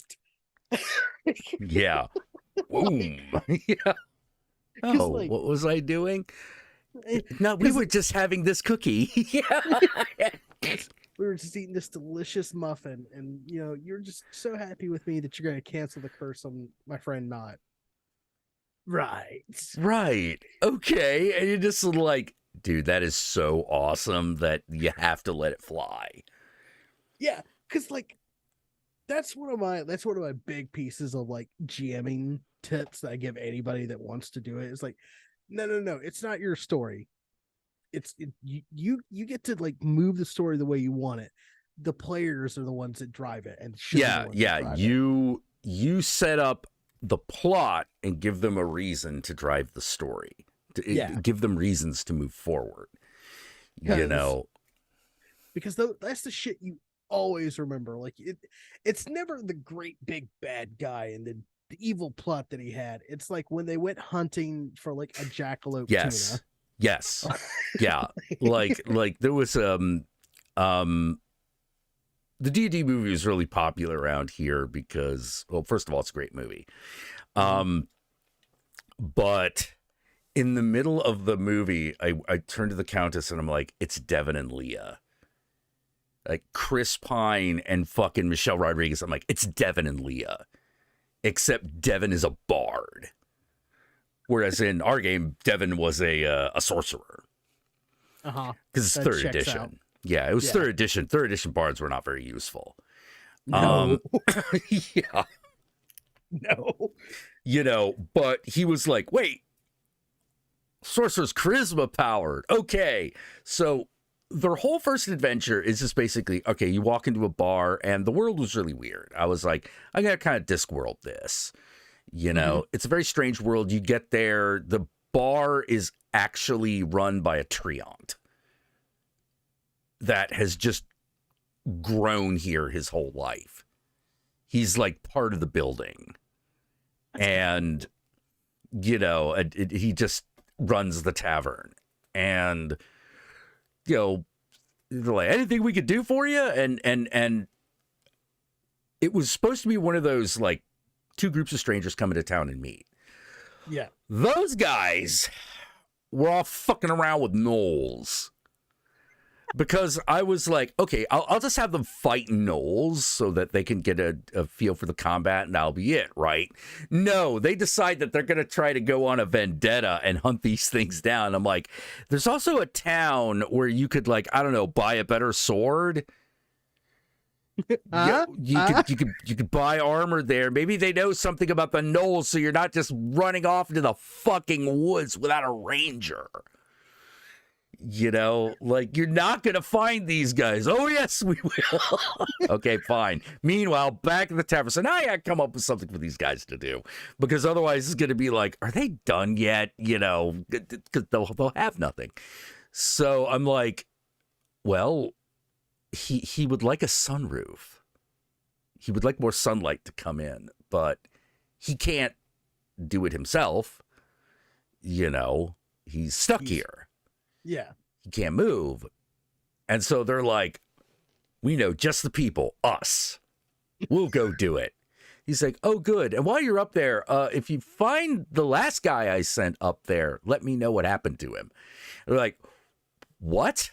He's like, yeah, I sent a guy up there like 2 days ago and I never saw him again. I think he just ran off. And they're like, yeah, that's probably it. And so they get up to the roof. It's like, all right, you get up to the roof. And the first thing you hear is the clucking of a chicken. And there is a stone statue of a guy going like this. Oh, God, it's a cockatrice. Yeah, it's exactly what it was. Because I was like, all right, level 1 encounters. A cockatrice is level 1? Okay. I'll trust you, Monster Manual. D&D and not understanding CR, a name a more iconic couple. Christ. There's no fucking way a level 1 party should be even thinking about going against a cockatrice. Oh, God. Okay, yeah, go ahead. 3rd edition, baby. They made it. What? They made it. They made it. And the reason they made it is because Leah was a psionicist. So it was like, wait, I have an ability to I can just have blind sense. I'll do that.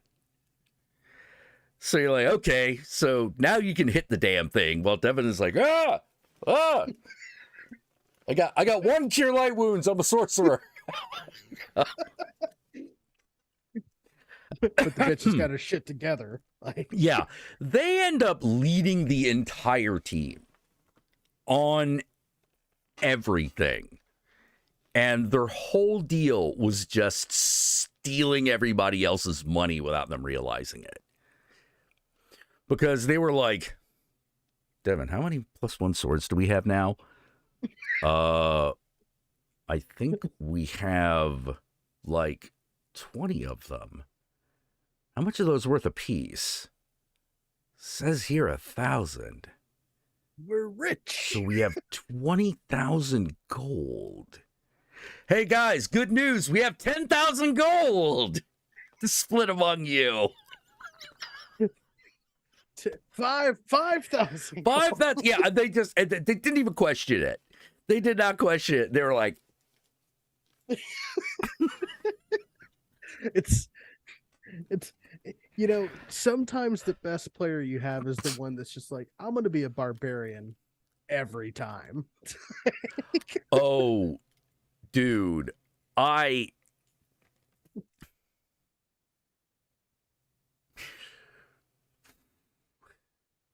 fighter may be a more powerful class, but not as sexy as Barbarian. Oh, Pathfinder, that's... Well, I'd say Pathfinder fighters are pretty fucking terrifying, but Pathfinder barbarians are like anime as fuck. No, Jack. Like, I had my Pathfinder group today, and one of them made a catfolk barbarian Okay. who took animal instinct. I So don't know what that does in Pathfinder 2nd. So what animal instinct is like when you rage, you don't use weapons, you have unarmed strikes. Oh, okay. So it's kind of like a shifter. Yes, but like normally it would just be like someone gets really angry and just fucking hulks out and starts smashing people. Okay. She's playing a catfolk, so she has claws, Okay. and she's a barbarian that like gets bonuses to their unarmed strikes. And I went, Oh, okay. It's like, and I'm the DM, and I went, oh shit. I was like, she's just gonna like tear up like encounters at some point. Like it's just she's just gonna like fucking rage out and just she can hop like fucking 20 feet, like 30 feet with one action. And I was Oh, like, man. oh, but it's Pathfinder, so everything's broken. Like that's one of my favorite things about that system. It's like, because I hate nerfing everything. I hate nerfs, but I do love when everything is super powerful. Super broken. Yeah. Yeah. Oh shit. Fuck yeah. I had a hyena fucking dragging players off today. Like, I was like, it bites you and then drags you 10 feet and then moves another 10 feet. Man, there needs to be a comic. Okay, one of the things I know about Pathfinder is there needs to be a comic, which is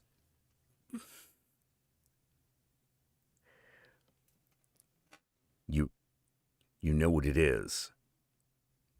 It's a banshee.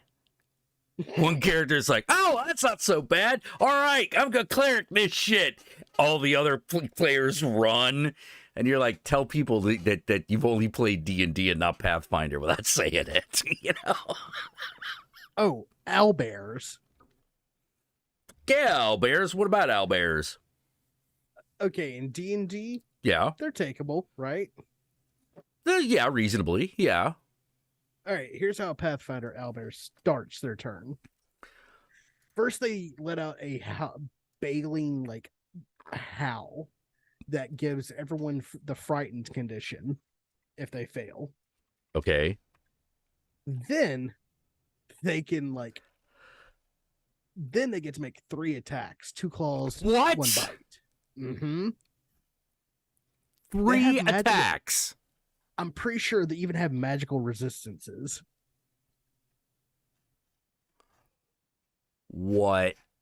Let's see. They have blood curdling screech, loud screech that terrifies its prey. It's a DC 20 will save. You can gnaw, which allows the owlbear to hit again and then regenerate health points as it's chewing on whatever it's got in its talons.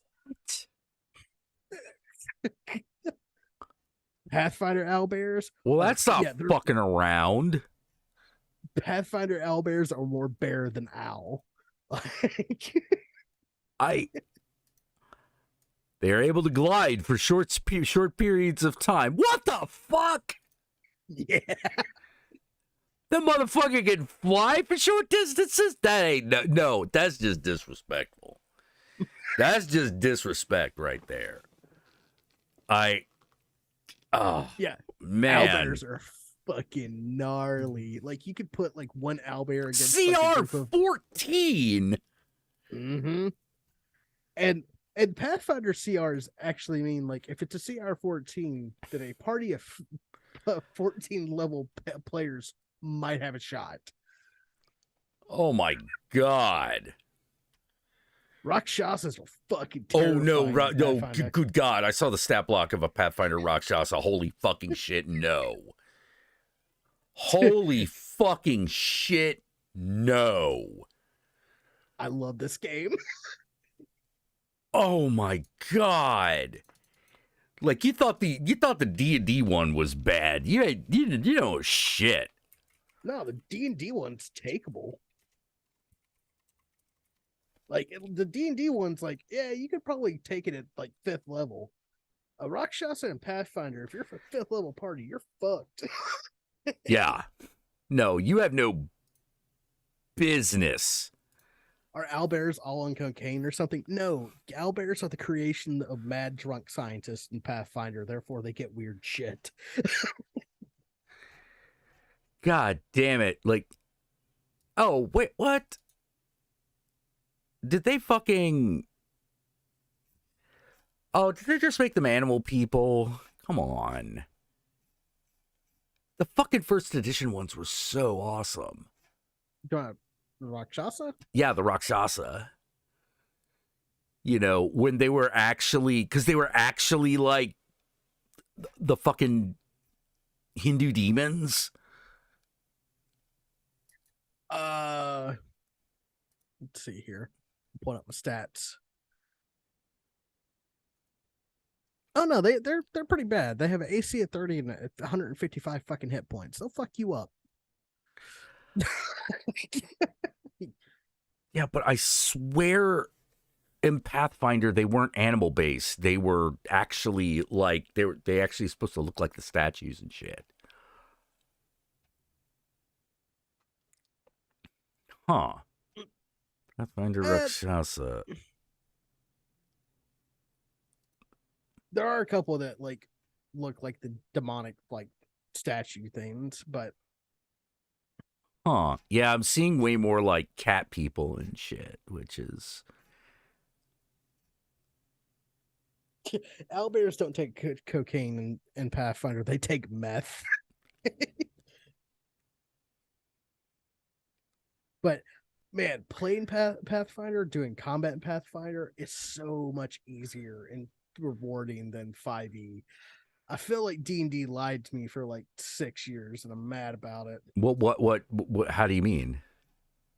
So you know how like in D&D you got your move, standard, bonus, free actions. That's like kind of what you can do. You can move, you can do your spell or attack. You can, if you have a bonus action, you can do that. You have your free action. And if you near something that moves, you get a reaction. And Pathfinder, everything runs off the 3 action economy. So let's say like you're a level 1 barbarian. Okay. And you're like surrounded by a group of enemies. And you're like, well, I don't need to move. I just need to kill everything that's around me. And okay. You can make just 3 attacks without having to be like a really high level. But you're like, that sounds broken as hell. It's Pathfinder. 8 attacks? Broken. That is no 3 attacks. Like you could just go, okay, I'm gonna spend all 3 of my actions to attack this person, that person, and that person. Huh. Yeah. That's yeah, that's weird. Well, it's weird, but it's you gotta think about how you feel in 5e as a marshal before you get like an extra attack. I'll run up to thing, I hit it. In Pathfinder, you're like, I'm a barbarian. I'm gonna run on water for like 15 minutes. And then I'm gonna take a mighty leap like I'm fucking the Incredible Hulk. And then I'm gonna smash down with a fist onto this person. Oh, yeah. So basically, you can take either, yeah, you do get a -5 penalty for each successive attack after that. Okay. Yeah, like you can't just be like, fucking +12 to hit every time, like. But in Pathfinder, like every turn, you don't have to just do the thing that your class does. You get to kind of like be more in your character, and like instead of having to make shit up for like you do in 5th edition, in Pathfinder they literally have rules for those situations. Huh. Yeah. Because Huh. like that's kind of the shitty part of playing fifth edition is the DMs, the modules and shit like that do not help you at all. Actually, that's one of the things I did notice. I did like the fact that Pathfinder had all those little like magazine-sized supplements. Yeah. Well, even beyond that, like those supplements actually told you how to run the fucking game. Unlike another company who writes modules that just kind of tells you to make it up as you go. Huh. Yeah. Oh, okay. Maybe I should pick up a few of those and read them. Pathfinder Second Edition is really good. Okay. I was scared by it. It has been made less scary. In Pathfinder, the rule is to launch someone by their nuts about a mile away by hand if you have the strength for it. It's true. Okay, I found the Rakshasa I was talking for. It's called a Marae. A Marae? Yeah. Yeah, Rakshasa Marae. That is, Raksasa's obsessed with deviant magic. They have a forked tongue and often have vipers for hands. Yep.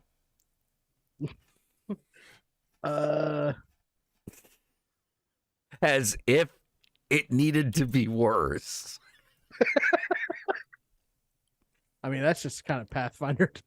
It's different beginning to Yeah, end. like I remember this one monster I came up with that I never got to use, which was the oh god, what were they fucking called? Fish people, but they weren't the Tritons? no, they weren't the Tritons. They weren't they weren't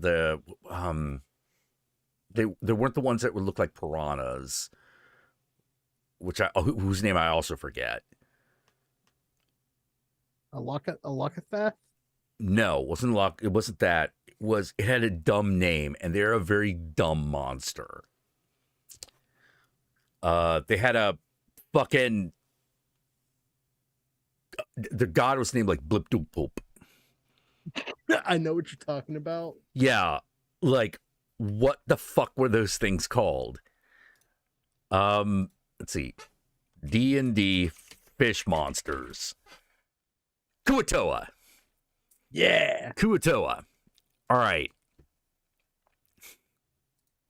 I made a dire Kuatoa. Because I was like, what was like a porcupine fish? That sounds about right. You know, because the one of the things I'll give third edition. Ma'am, that shit you could stack on top of monsters. Holy shit. That's good times. As a game master, that's some good times.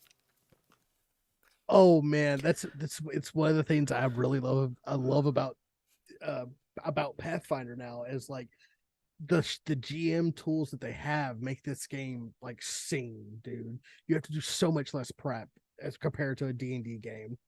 Really? Yeah. Like, because like first off their combat their encounter system will tell you like whether or not your players have problems with it, and unlike D&D where that just lies because they don't understand their own CR system, in Pathfinder it's pretty true. And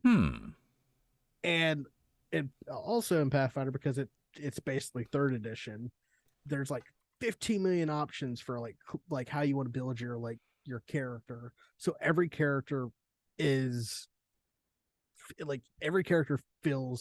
different. Like, you know, because you know how in fifth edition you play it enough, you've kind of seen all the tricks it can do. Yeah. Pathfinder, it doesn't really have that problem. Yeah, it's weird, dude. Anyways, it's yeah, like I should let you go. And the other race I was thinking of were the Sahuagin. Oh yeah. I remember. That's the other thing, man. It's like Pathfinder tickles that third edition itch that I didn't know like I had been ignoring. Like, it's real fun. Okay. All right. Well, thanks for coming on, man. It was good talking to you. Always is. Of course, you know. For those of you who are interested, the playtests of Babylon are going up on this channel. First one's Fantastic. already up. There'll be another one up, I believe, tomorrow. And if you want to see the live action, you should go follow Weave the Tale. And we will be there at 5 p.m. Pacific Standard Time on Tuesday. Ooh. Yeah. Yeah. I mean, what we're sessions you about got to, we're at the climax of the story. So this is the final episode of this story. So Definitely y'all, what? so what you're saying Pursue is it. that people that are here Oh. that would listen to Okay. us should go to that. Well, I'm not link going to ask the nature of the text. and That's maybe give that link a follow and make sure that they're on that channel at 5 p.m. Pacific Standard Time, right? Yeah. Make sure you're there. All right. So until then, Ave Satan's Disco Inferno. Wash your ass. And Satan and I love y'all very much. Y'all take care.